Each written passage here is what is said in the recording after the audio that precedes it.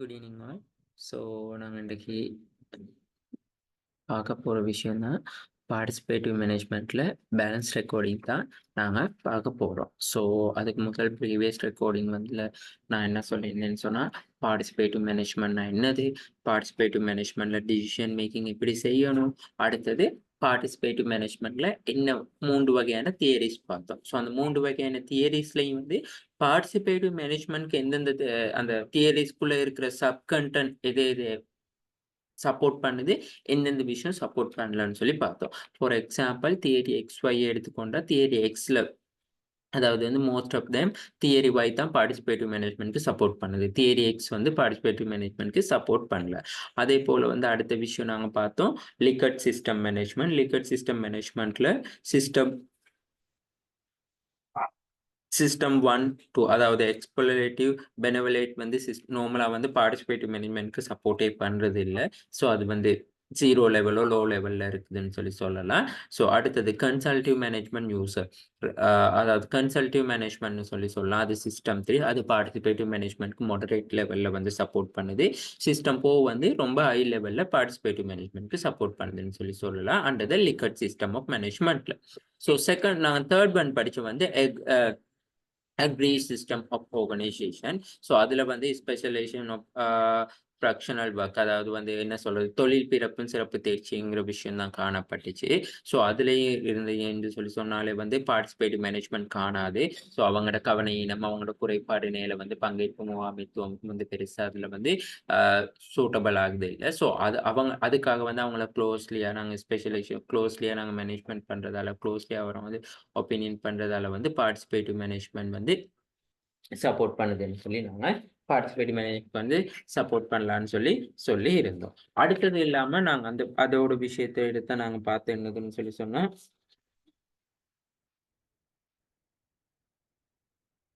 So இப்போ இந்த பிகிங் and Tibet சப்மிசிவ்ல எல்லாம் வந்து பார்ட்டிசிபேட்டிவ் மேனேஜ்மெண்ட் வந்து ரொம்பவே வந்து என்ன நடக்குதுன்னு சொல்லி சொன்னால், ஓகே நாங்கள் மேனேஜர்ஸோட வந்து நாங்கள் நல்ல முறையில் இருந்தால் எங்களுக்கு வந்து கண்டிப்பாக வந்து இண்டிவிஜுவலாக வந்து எந்த விதமான ஒரு அச்சீவ்மெண்ட்டும் எங்களால் வந்து அடைஞ்சு கொள்ள முடியாது.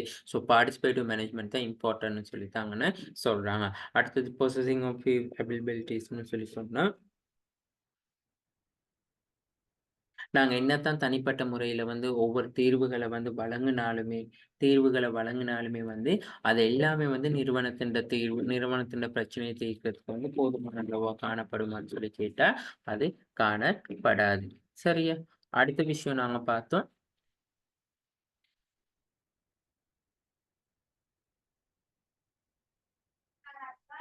ஸோ இந்த மாதிரியான விஷயங்களை தான் வந்து நாங்க எல்லாமே பார்த்தோம். சரியா? ஸோ அப்ப இந்த ஆர்கிசால முன்வைக்கப்பட்ட அந்த 5 வகையான ஆப்ஜெக்டிவ் இருக்கு. அதாவது வந்து ஃபுல் டெவலப்மென்ட், அதாவது தனித்திறன்கள் மற்றும் முழு வளர்ச்சி வந்து ஒருத்தர் வந்து ஒரு பார்ட்டிசிபேட்டிவ் மேனேஜ்மென்ட்ல வந்து கண்டிப்பா பங்கேற்பு செய்யணும்னா, அவருக்கு ஃபுல்லா தனிப்பட்ட திறன் மற்றும் முழு வளர்ச்சி இருக்கணும். அடுத்தது வந்து genius of the opinion interpersonal relationship, அதாவது தனிப்பட்ட உறவுகள், உண்மையான ஒரு ரிலேஷன்ஷிப் இருக்கணும் மேனேஜ்மென்ட் எம்ப்ளாயீஸ்க்கு இடையில, அப்படி லீடர் எம்ப்ளாய்மென்ட்க்கு இடையில. அடுத்தது வந்து the meaningful organisation which adult of mature behaviour வந்து கலிட்டி என்னது கலிவிட்டேடட். அப்ப அதை என்ன சொல்றாங்கன்னு சொன்னா, இப்போ ஒரு ஆர்கனைசேஷன்ல வந்து எல்லாமே வந்து நாங்க ஓகே எடுக்கிற டிசிஷன்ஸ் வந்து ரொம்ப 100க்கு 100% சரியா அக்யூரேட்டா இருக்குமான்னு சொல்லி கேட்டா சம்டைம்ஸ் இல்ல மேபி. அப்ப அப்படி இருக்கிற சந்தர்ப்பத்துல வந்து நாங்க ஒரு அதாவது வந்து என்ன சொல்றது, ஒரு அனுபவ ரீதியா ஒரு எக்ஸ்பீரியன்ஸ்லயே நாங்க இந்த விஷயம் இதுக்கு முன்னுக்கு நடந்திருக்கு. இத நாங்க இப்படித்தான் ஹேண்டில் பண்ணோம் அப்படின்னு சொல்லி சம்டைம்ஸ் ஆர்கனைசேஷன்ல வந்து நாங்க சொல்லுவோம். எல்லாருமே வந்து அனுபவ ரீதியான கல்வி வந்து ஒரு சில நேரத்துல வந்து கை கொடுக்கும்னு சொல்லலாம். அனுபவ ரீதியான விஷயங்கள். ஸோ அந்த மாரியான விஷயத்த தான் அங்க சொல்ல வராங்க. அடுத்தது வந்து தனிநபர். இந்த creator communicate the psychological energy by individual. அப்ப தனிநபர்ட்ட வந்து உளவியல் ஆற்றலும் அதிக அர்ப்பணிப்பு இருக்கும். நாங்க முதல்லயே படிச்சோம் பார்ட்டிசிபேட்டிவ் மேனேஜ்மெண்ட்னா என்னதுன்னு சொல்லக்குள்ள ஒரு தனிநபர்ட்ட வந்து அதாவது வந்து அவர் என்ன சொல்லியிருக்கோம்னு சொன்னா, தனிநபரை வந்து மன ரீதியா, உணர்ச்சி ரீதியாக ஈடுபட்டதுக்கு தூண்டுதல் அளிக்கணும். அப்ப இந்த எஜுகேட்டிவ் சிஸ்டம்ஸ்ல மெயின் ஆப்ஜெக்டிவ் வந்து அந்த தனிநபர் வந்து உளவியல் ஆற்றல்ல அதிக அர்ப்பணிப்பு காணப்படும்னு சொல்லி. அடுத்தது வந்து effective performance by the whole organisation. அதாவது முழு நிறுவனத்துல வந்து செயல்திறன் வந்து பயனுள்ளதா நிக்கும். உதாரணத்துக்கு சொல்லப் போனா, ஓகே நாங்க அப்ப இந்த ஆர்கனைசேஷன் வந்து எம்ப்ளாயி எவ்வளவுக்கு எவ்வளவு இந்த பார்ட்டிசிபேட் எவ்வளவு சப்போர்ட் பண்றாங்களோ, அந்த அளவுக்கு அந்த நிறுவனமும் வந்து ஊழியர் நலன்ல, அதாவது அவங்களுக்கு வேலை வாய்ப்பு அதிகரிக்கிறது, அவங்களுக்கான சேலரி இன்கிரிமெண்ட், அவங்களுக்கான ஃபைனான்சியல், நான் ஃபைனான்சியல் ரெக்கமெண்டேஷன் ஃபைனான்சியல் பெனிஃபிட்ஸ் குடுக்குறது, அந்த மாரியான எல்லா விஷயமும். அடுத்தது பாருங்க, இப்ப இந்த இந்த விஷயங்கள் எல்லாத்தையும் இந்த விஷயங்கள் எல்லாத்தையும் சரியா அனலைஸ் பண்ணி, சரியா நாங்க ஒரு ஒரு லைனுக்கு கொண்டு வர்றதுக்குன்னு சொன்னா, நாங்க மேற்கொள்ள வேண்டிய 2 ஸ்டெப் தான் இருக்கு. இந்த விஷயங்கள எல்லாம் அக்யூரேட்டா செஞ்சு, பார்ட்டிசிபேட்டிவ் மேனேஜ்மென்ட்க்கு சப்போர்ட்டிவ் பண்றதுக்குன்னு சொன்னா, நாங்க மேற்கொள்ள வேண்டிய 2 விஷயம் தான். ஒன் ஒரு விஷயம் தான் என்னதுன்னு சொன்னா, இன்கிரீஸ் த இன்டர்பர்சனல் காம்படிஷன். அதாவது தனிப்பட்ட திறமை. ஒவ்வொரு நபர்கிட்டயும் ஏதோ ஒரு விஷயத்துல வந்து தனிப்பட்ட திறன் காணப்படலாம். இப்ப நாங்க ஒரு ஆர்கனைசேஷனுக்கு வரக்குள்ள, நாங்க ஓபில படிச்சிருக்கோம். ஆர்கனைசேஷன் பிஹேவியர் சப்ஜெக்ட் லெவல் 5ல நாங்க படிச்சிருக்கோம். அதாவது பல்வேறுபட்ட தரப்பினர்கள் தான் வந்து என்ன செய்வாங்கன்னு சொன்னா, நிறுவனத்துக்குள்ள ஒன்றிணைவாங்க. ஸோ ஒவ்வொருத்தர் ஒவ்வொரு பேக்கிரவுண்ட்ல இருப்பாங்க. ஒவ்வொரு ஒவ்வொரு என்ன சொல்றது? ஒவ்வொரு கேரக்டரிஸ்ட்ல இருப்பாங்க. ஒவ்வொரு ஆட்டிட்யூட்ஸ்ல இருப்பாங்க. ஒவ்வொரு பெர்சனாலிட்டீஸ் வச்சிருப்பாங்க. ஸோ அவங்க எல்லாருடையும் வந்து தனிப்பட்ட திறன், ஸ்கில்ஸ வந்து டெவலப் பண்ணணும். ஸோ அதுக்காக தான் வந்து நாங்க லெவல் 6ல வந்து படிச்ச அந்த மோட்டிவேஷனல் தியரி, அப்படி இல்லாட்டி ட்ரெய்னிங் அண்ட் டெவலப்மென்ட்ல அவங்களுக்கு ட்ரெய்னிங் அண்ட் டெவலப்மென்ட் குடுக்குறது. ஸோ அவங்கள வந்து எப்படி நாங்க வந்து என்ன நல்ல ஒரு பெர்ஃபெக்ட் பவர்ஃபுல் எம்ப்ளாயியா உருவாக்குறதுக்காக என்ன அடுத்தது ஜாப் டிசைனிங், வேலை வடிவமைப்பு. இப்ப நாங்க ஒரு சில பார்த்தோம். நாங்க இந்த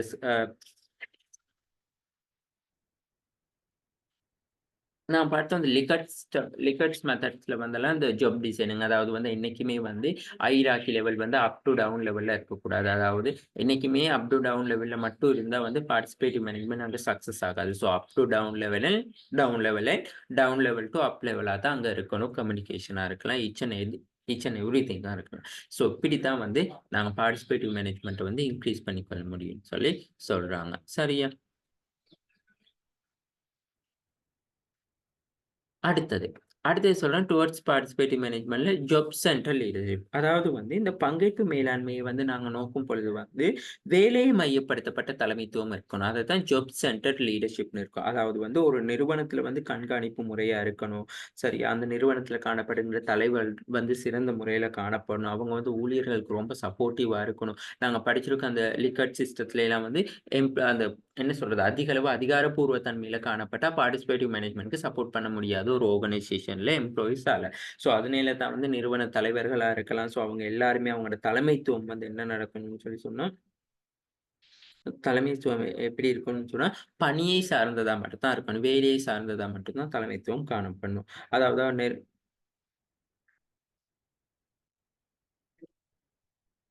குளோஸ் சூப்பர்வைசன், அதாவது வந்து இப்ப ஒருத்தர வந்து நாங்க எங்கட வொர்க்கோட இன்வால்வ் பண்ணணும். எங்கட பார்ட்டிசிபேட்டிவ் மேனேஜ்மென்ட் ஒரு டிசிஷன் மேக்கிங்காக இன்வால்வ் பண்ணா, அப்ப அவங்கள வந்து குளோஸ் சூப்பர்வைசேஷன் பார்க்குறது.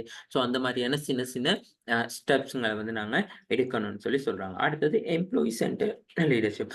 எப்படி நாங்க அந்த ஜாப் சென்டர் லீடர்ஷிப், அதாவது வேலை மையப்படுத்தப்பட்ட தலைமைத்துவம் நாங்க கொண்டு வரோமோ, அதே மாரி அதாவது வந்து ஊழியர மையப்படுத்தப்பட்ட, பணியாளர்கள மையப்பட்ட தலைமைத்துவமும் கொண்டு வரணும். அதாவது வந்து இந்த இந்த இந்த விஷயம் என்னத்த சொல்லுதுன்னு சொன்னா, நாங்க இந்த எம்ப்ளாயியோட தேவைகள், நலன், முன்னேற்றம், அவங்களோட வளர்ச்சி, அவங்களோட அக்கறை வந்து கன்சிடர் பண்ணணும். ஸோ இப்படி அந்த நிறுவனத்தில காணப்படுகின்ற தலைவர் வந்து அந்த எம்ப்ளாயி வந்து அவங்களோட வேலை, அவங்களோட நலன், அப்ப அதாவது நான் என்ன சொல்றது, வொர்க் என்வைரன்மென்ட்டா இருக்கலாம். அவங்க சைக்காலஜிக்கல் ரீதியா இருக்கலாம். ஸோ அவங்களுக்கான ஒரு சரியான ரெஸ்பெக்ட் அந்த ஆர்கனைசேஷனால குடுக்கும் பொழுது வந்து, அங்க பார்ட்டிசிபேட்டிவ் மேனேஜ்மென்ட் வந்து சரியான முறையில இருக்கும். அப்போ ஒரு பார்ட்டிசிபேட்டிவ் மேனேஜ்மென்ட் நல்ல ஒரு வேக்கு போகணும்னு சொன்னா, ஒன்று ஜாப் சென்டர் லீடர்ஷிப் ஒழுங்கா இருக்கணும். அதே அளவுல வந்து எம்ப்ளாயி சென்டர் லீடர்ஷிப்பும் இருக்கும். சரளமா சொல்லப்போனா ஜாப் சென்டர் லீடர்ஷிப்னு சொன்னா, குளோஸ் அப்சர்வேஷன், லீடர்ஷிப் குட்ஸ் ஸ்கில்ஸ்ன்னு சொல்லலாம். எம்ப்ளாயி சென்டர் லீடர்ஷிப்னா இந்த we will given to the employee satisfaction more than அது நாங்க என்ன சொல்றது, அது வந்து பிசிக்கலா இருக்கலாம், நான் பிசிக்கலா இருக்கலாம், ஃபைனான்சியலா இருக்கலாம், நான் ஃபைனான்சியலா இருக்கலாம். வாட்டெவர் நாங்க எதுனாலும் அவங்களுக்கு வந்து சப்போர்ட்டிவா இருக்கணும்னு சொல்லலாம். ஓகே. அடுத்தது வந்து influential factors of the uh creating the appropriate environment of participative management. அதாவது வந்து இந்த பார்ட்டிசிபேட்டிவ் மேனேஜ்மெண்ட்டை பாதிக்கக்கூடிய காரணிகள், செல்வாக்கு செலுத்தக்கூடிய காரணிகள், தாக்கம் செலுத்தக்கூடிய காரணிகள். அப்படி இல்லாட்டி இந்த இந்த பங்கேற்பு முகாமைத்துவத்துக்கு வந்து பொருத்தமான ஒரு சூழலை உருவாக்குறதுக்காக செல்வாக்கு செலுத்தக்கூடிய காரணிகள் தான் இந்த 5 விஷயம். இதைத்தான் வந்து நாங்க இப்ப இந்த ரெக்கார்டிங்ல டீப்பா பார்க்க போறோம். அதுல முதலாவது வந்து தான் இங்க சொல்லியிருக்காங்க தலைமைத்துவம். அடுத்தது பணியாளர் திறன் மற்றும் திறன்கள். அதாவது வந்து நாங்க சொல்ல skills and ability of the employee. அடுத்தது பணியாளர் மதிப்புகள், அதாவது எம்ப்ளாயி வேல்யூஸ் அண்ட் ஆட்டிடியூட். அடுத்தது டெக்னாலஜி. நாங்க என்ன சொல்லுவோம், ஒரு முறைமைன்னு சொல்லி போனோம், தொழில்நுட்ப முறைமைன்னு சொல்லி. இந்த economic and marketing standing of the organisation, அதாவது வந்து நிறுவனத்தின் பொருளாதார மற்றும் சந்தைப்படுத்தல் நிலை. ஸோ இந்த 5 விஷயமும் தான் மெயினா பார்ட்டிசிபேட்டிவ் மேனேஜ்மெண்ட்டை தீர்மானிக்கக்கூடிய காரணிகளா இருக்கும். ஓகே. ஓகே. இப்ப நாங்க இந்த லீடர்ஷிப்ன்னு சொல்ற விஷயத்த வந்து நாங்க இன் டீட்டெயிலா வந்து படிப்போம். ஓகேயா? அதுவும் ஒரு இன் டீட்டெயிலா வந்து நாங்க இப்ப அடுத்தவங்க செஷன் கிளாஸ்ல வந்து இந்த லீடர்ஷிப் என்ன? லீடர்ஷிப்ல இருக்க வகைகள் என்ன? லீடர்ஷிப்ல மாடல்ஸ் என்ன? இது வந்து நீங்க நார்மலாவே வந்து என்ன சொல்றதுன்னு சொல்லி சொன்னா, ஆ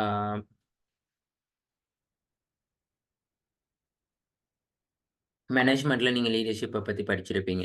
அப்படி இல்லாட்டி இஎஸ்பிஎம் சப்ஜெக்ட் கோர்ஸ் செய்யும் பொழுது லீடர்ஷிப்ப பத்தி படிச்சிருப்பீங்க. ஸோ அதே மாரி வந்து ஆர்கனைசேஷன் பிஹேவியர்ல இந்த லீடர்ஷிப்ப பத்தி படிச்சிருப்பீங்க. ஸோ நாங்க படிச்ச விஷயத்த தான் வந்து அடுத்தடுத்த லெவல் வரக்குள்ள கொஞ்சம் அது இன் டீட்டெயிலா வந்து நாங்க படிக்கிறது தான் ஆ இந்த லீடர்ஷிப். சரி. ஸோ அப்ப அடுத்த இது நாங்க தெளிவா லீடர்ஷிப்ப பத்தி நாங்க பார்ப்போம். இப்போதைக்கு இந்த பார்ட்டிசிபேட்டிவ் மேனேஜ்மென்ட்க்கு சப்போர்ட் பண்ணக்கூடிய அந்த 4 ஃபேக்டர்ஸையும் வந்து நாங்க என்ன செய்வோம்னு சொல்லி சொன்னா, என்னென்ன ஓகே.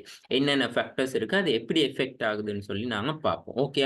ஸோ அது சாதகமான காரணிகள் வந்து என்னென்ன இருக்கு? பாதகமான காரணியா வந்து என்னென்ன இருக்குன்னு சொல்லி நாங்க பார்ப்போம். ஓகே.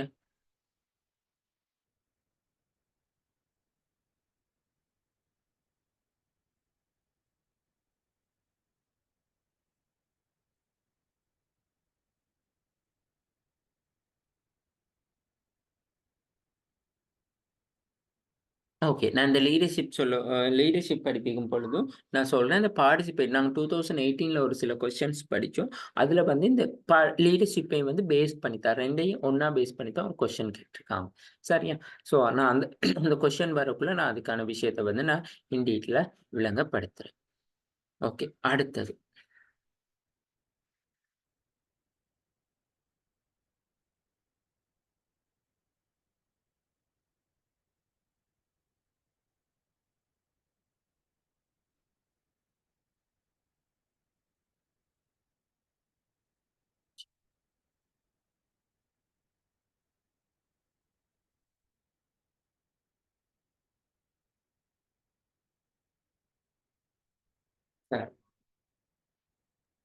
ஓகே. நாங்க இப்ப ஸ்லைடுக்கும் போனோம் என்று சொல்லி சொன்னாலும், ஸ்லைட்ஸ்லயே வந்து ஓவராலா அந்த பார்ட்டிசிபேட்டிவ் மேனேஜ்மென்ட் என்ன, பார்ட்டிசிபேட்டிவ் மேனேஜ்மென்ட் டிசிஷன் மேக்கிங் என்ன, அடுத்தது இந்த ஜெனரல் தியரீஸ் ஆஃப் பார்ட்டிசிபேஷன்ல படிச்ச 3 வகையான தியரீஸையும் பார்த்தோம்.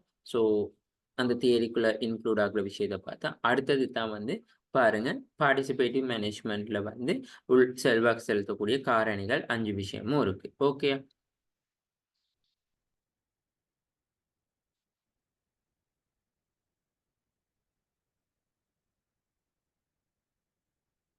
ஓகே. அடுத்தது வந்து லீடர்ஷிப்ப தான் அடுத்த விஷயத்துல வந்து நாங்க பார்க்க போறோம்.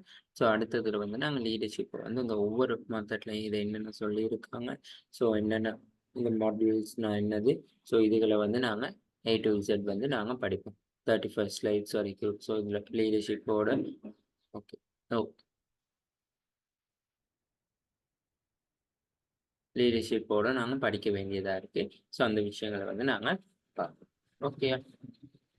ஓகே. இப்போதைக்கு வந்து அப்ப நாங்க அந்த 5 விஷயம், இந்த மெயினான 5 விஷயத்தையும் வந்து பார்ப்போம். முதலாவது லீடர்ஷிப் இருக்கு. அடுத்தது ஸ்கில் அபிலிட்டி டூ ஆஃப் எம்ப்ளாயின்னு சொல்லி சொல்ற விஷயம் இருக்கு. அடுத்தது வந்து employee values and attitude, technology, the economic and marketing standing of the organisation. குழம்பிக் கொள்ள வேணா இந்த 5 விஷயமும் வந்து பார்ட்டிசிபேட்டிவ் மேனேஜ்மென்ட்ல வந்து பங்களிப்பு செய்யக்கூடிய காரணிகள். இந்த 3 விஷயமும் வந்து பார்ட்டிசிபேட்டிவ் மேனேஜ்மென்ட்ல வந்து அதாவது தியரிஸ் அதாவது நாங்க சொல்லுவோம் இப்ப நாங்க எந்த ஒரு விஷயம் இப்ப நான் மோட்டிவேஷன் படிச்சாலும் அந்த மோட்டிவேஷன்ஸ் தியரிஸ் இருக்கு. அந்த மாரி இந்த பார்ட்டிசிபேட்டிவ் மேனேஜ்மென்ட்ல காணப்படக்கூடிய இந்த 3 தியரிஸ். இத நாங்க பிரின்சிபல்ஸ்ன்னு சொல்லி கேட்டாலும் கூட இந்த விஷயங்கள வந்து நாங்க கண்டிப்பா வந்து எழுதணும். ஓகேயா? சாரி.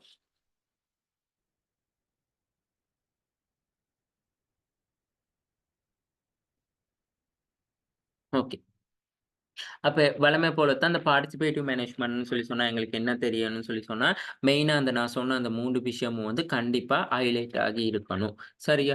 எக்ஸாம்ல பார்ட்டிசிபேட்டிவ் மேனேஜ்மென்ட்ட பத்தி கேட்டா, கண்டிப்பா இந்த வே டூ கெட்டிங் திங் அக்கம்ப்ளிஷ் அதாவது வந்து விஷயங்கள வந்து ஒரு விடயத்த வந்து ஒரு செயல வந்து நிறைவேற்றுவதற்கான ஒரு வழியா தான் வரையறுக்கப்படுது. ஒரு பிரச்சனை அப்படி இல்லாட்டி ஒரு ப்ராப்ளத்த எப்படி சால்வ் பண்ண போறோம். அடுத்தது employee are encourage to become involve both mentally or emotionally. அதாவது வந்து நிறுவன ம நிறுவன நோ சாரி ஓகே. அதாவது வந்து ஊழியர்கள வந்து மன ரீதியாகவும், உணர்ச்சி ரீதியாகவும் வந்து அந்த ஈடுபடுறதுக்கு, அந்த நிறுவனத்தில அந்த அந்த பிரச்சனைய தீர்க்கிறதுக்காக ஈடுபடுறதுக்கு வந்து அவங்கள ஊக்கப்படுத்தப்படுறாங்க. அடுத்த விஷயம் become in sorry contribute to the organisation objective and goals. இதன் மூலமா வந்து நிறுவனத்தின்ட வந்து நோக்கம் மற்றும் இலக்குகளுக்கு வந்து என்ன செய்றாங்கன்னா, பங்களிப்பு செய்றாங்க. அதாவது நோக்கத்தை ஒரு நிறுவனத்தின் நோக்கம் மற்றும் இலக்குகள அடைஞ்சு கொள்றதுக்கு வந்து பங்களிப்பு செய்றாங்க. So participative management ன்னு சொல்லி சொன்னா, participative management can be defined as a way to a thing accomplished by creating environment whereby employee are encouraged to become involved both mentally or emotionally in problem solving situation which will contribute to organization objective and goals ன்னு சொல்லி சொல்றாங்க. இப்ப நான் இந்த highlight பண்ணியிருக்க இந்த 3 விஷயமும் வந்து கண்டிப்பா வந்து என்ன செய்யணும்னு சொல்லி சொன்னா எக்ஸாம்ல எழுதணும். இந்த 3 விஷயம் நீங்க எழுதாட்டி, பார்ட்டிசிபேட்டிவ் மேனேஜ்மென்ட்ட பத்தி நீங்க என்ன எழுதினாலும் வேலை இல்ல. தான். அடுத்தது வந்து பார்ட்டிசிபேட்டிவ் மேனேஜ்மென்ட் டிசிஷன பார்த்தோம். அதாவது வந்து நாங்க படிச்சோம். இந்த பார்ட்டிசிபேட்டிவ் வந்து டோட்டலி நிறுவனத்தில அதாவது ஒரு ஆர்கனைசேஷன் எடுத்துக்கொண்டா டைரக்ட். அதாவது தனிப்பட்ட முறையில வந்து நாங்க பங்கேற்பு செய்யலாம். எனக்குன்னு ஒரு எண்ணம் உருவாக்கி, நான் அந்த நிறுவனத்தில வந்து வேலை செய்றது, நிறுவனத்தில இருக்க முடிவுகள் எடுக்கிறதுக்காக சப்போர்ட் பண்றது. இன்டிரெக்ட் அதாவது தான் த்ரூ ரெப்ரசன்டேட்டிவ் இன்ஸ்டிடியூஷன் அதாவது பிரதிநிதிகள் யாராவது எங்கட சூப்பீரியர் மூலமா, எங்கட லீடர் மூலமா, அப்படி இல்லாட்டி ஏதோ ஒரு அமைப்பு மூலமா வந்து நாங்க என்ன செய்றது பங்கு பற்ற செய்றது. இந்த மினிமல் டூ காம்ப்ரிஹென்சிவ் அதாவது வந்து நாங்க இப்போ ஈடுபட்டது வந்து ஒண்ணு குறைந்த லெவல்ல இருந்து அதாவது வந்து என்ன சொல்லுவோம், இப்போ உடனே நாங்க ஃபுல்லா ஒரு ஒரு ஒரு பார்ட்டிசிபேட் ஒரு நிறுவனத்தில வந்து ஒரு சப்போர்ட்டிவ்ன்னு சொல்லி சொன்னா, ஓகே என்னால ஃபுல்லா சப்போர்ட் பண்ண முடியும்னா, இல்ல. ஜஸ்ட் மினிமல் டூ காம்ப்ரிஹென்சிவ் அதாவது குறைந்த லெவல்ல இருந்து ஒரு கூடிய லெவலுக்கு தான் போகும். ஸோ அதற்கு வந்து நாங்க என்ன செய்வோம்னு சொல்லி சொன்னா, choosing the collective source of interest to contribute to choice process through the self-determined choice among the possible action during the decision. அந்த தீர்மானம் எடுக்கிறதுக்காக வந்து எங்களுக்கு வந்து தனி தனி நேரடியாகவோ அல்லது மறைமுகமாகவோ வந்து அடுத்தது வந்து முழுமையாகவோ அப்படியே பகுதி அளவிலோ வந்து நிறுவனத்துக்கு வந்து பங்களிப்பு செய்வதனூடாக வந்து அந்த டிசிஷன் அந்த தீர்மானம் சிறந்த தீர்மானத்தை எடுக்கிறது தான் participative decision making. Key dynamic அப்படி இல்லாட்டி பிரின்சிபல்ஸ், வேல்யூஸ் அண்ட் ஃபோக்கஸ் ஏரியான்னு கூட நாங்க இத சொல்லலாம்.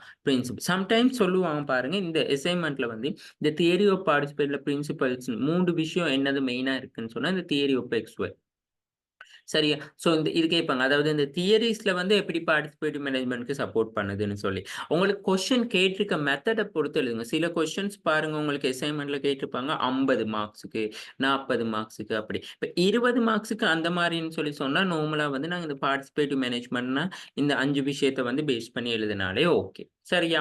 அப்படி இல்லாட்டி தியரீஸ கேட்டு வந்திருந்தா கூட, நீங்க அந்த 3 விதமான தியரீஸ மட்டும் கேட்டு எழுதினா ஓகே. சம்டைம்ஸ் இந்த பார்ட்டிசிபேட்டிவ் மேனேஜ்மென்ட் கிட்டத்தட்ட ஒரு 50 மார்க்ஸுக்கு அப்படி இல்ல. அப்படி கேட்டு வர சந்தர்ப்பத்துல வந்து நீங்க பெஸ்ட் வந்து என்னதுன்னு சொன்னா, இந்த தியரீஸ் ஆஃப் பார்ட்டிசிபேஷனை எழுதணும். அது இல்லாம இந்த கீ எலிமெண்ட்ஸ் அப்படி இல்லாட்டி நாங்க சொல்ற இந்த வேல்யூஸ், ஃபோக்கஸ் ஏரியா இந்த 5 விஷயத்தையும் பத்தியும் எழுதணும். அப்ப முதலாவது வந்து இதுல டெக்னாலஜி தொழில்நுட்பத்த நாங்க பார்ப்போம். தொழில்நுட்பம்னு சொல்லி சொன்னா என்னது? சரளமா சொல்லப்போனா எங்களுக்கு தெரியும். உள்ளீடுகள வந்து வெளியீடுகளாக மாற்றுகின்ற செயற்பாடு. அதுதான் சொல்லியிருக்கும். The primary purpose of transformation of input into output. இதுதான் சிம்பிள். சரி, இந்த டெக்னாலஜி ஏன் இந்த டெக்னாலஜி வந்து ஒரு பார்ட்டிசிபேட்டிவ் மேனேஜ்மென்ட்ல வந்து நாங்க செல்வாக்கு செலுத்தக்கூடிய காரணியா இருக்குதுன்னு சொல்லி பார்த்தோம் என்று சொல்லி சொன்னா. அதாவது வந்து பார்ட்டிசிபேட்டிவ் மேனேஜ்மென்ட்ல வந்து இப்ப இந்த மாரியான சப்ஜெக்ட் எல்லாம் வந்து உண்மையாலுமே ரிசர்ச்க்கெல்லாம் வந்து நல்ல ஒரு ஈஸியான ஈஸினஸ்ன்னு சொல்றத விட நல்ல ஒரு வேல்யூவான ரிசர்ச்சா கூட கொண்டு போகலாம். ஸோ நார்மலா வந்து இந்த ஹெச்ஆர்எம் சப்ஜெக்ட் எடுக்கிறவங்க, அப்படி இல்லாட்டி ஹெச்ஆர்எம் சப்ஜெக்ட் எடுக்கிறவங்கலாம் ஸோ இந்த விஷயம் இந்த டாபிக்க வந்து ரிசர்ச்க்கு எடுக்கலாம். அதாவது வந்து பங்கேற்பு மேலாண்மைத்துவத்துல வந்து செல்வாக்கு செலுத்தக்கூடிய காரணிகள் வந்து அ இந்த இலங்கையில வந்து செல்வாக்கு செலுத்தக்கூடிய காரணிகள் சொல்லி இந்த 5 ஃபேக்டர்ஸையும் போட்டு அழகா எழுதி கொண்டு போகலாம். ஸோ இப்ப நான் ஒன் பை ஒன்னா வரேன். டெக்னாலஜி. தொழில்நுட்பம் எப்படி இந்த பங்கேற்பு மேலாண்மைத்துவத்தோட வந்து தொடர்பு படுதுன்னு சொல்லி நாங்க பார்ப்போம். இப்போ உதாரணத்துக்கு அப்ப நாங்க முதல்ல எடுத்த உடனே வந்து அது எப்படி பங்கேற்பு செய்யுதுன்னு சொல்ல முதல்ல தொழில்நுட்பம்னு சொன்னா என்னதுன்னு சொல்லி எங்களுக்கு ஒரு ஓவரோட ஒரு ஐடியா ஒண்ணு தெரியணும். அப்ப நாங்க தொழில்நுட்பம்னு சொன்னா an organization employee some technology or combination of technologies. அதாவது வந்து நாங்க சொல்லுவோம் தொழில்நுட்பங்களோட கலவைன்னு சொல்லுவோம். Combination of technology.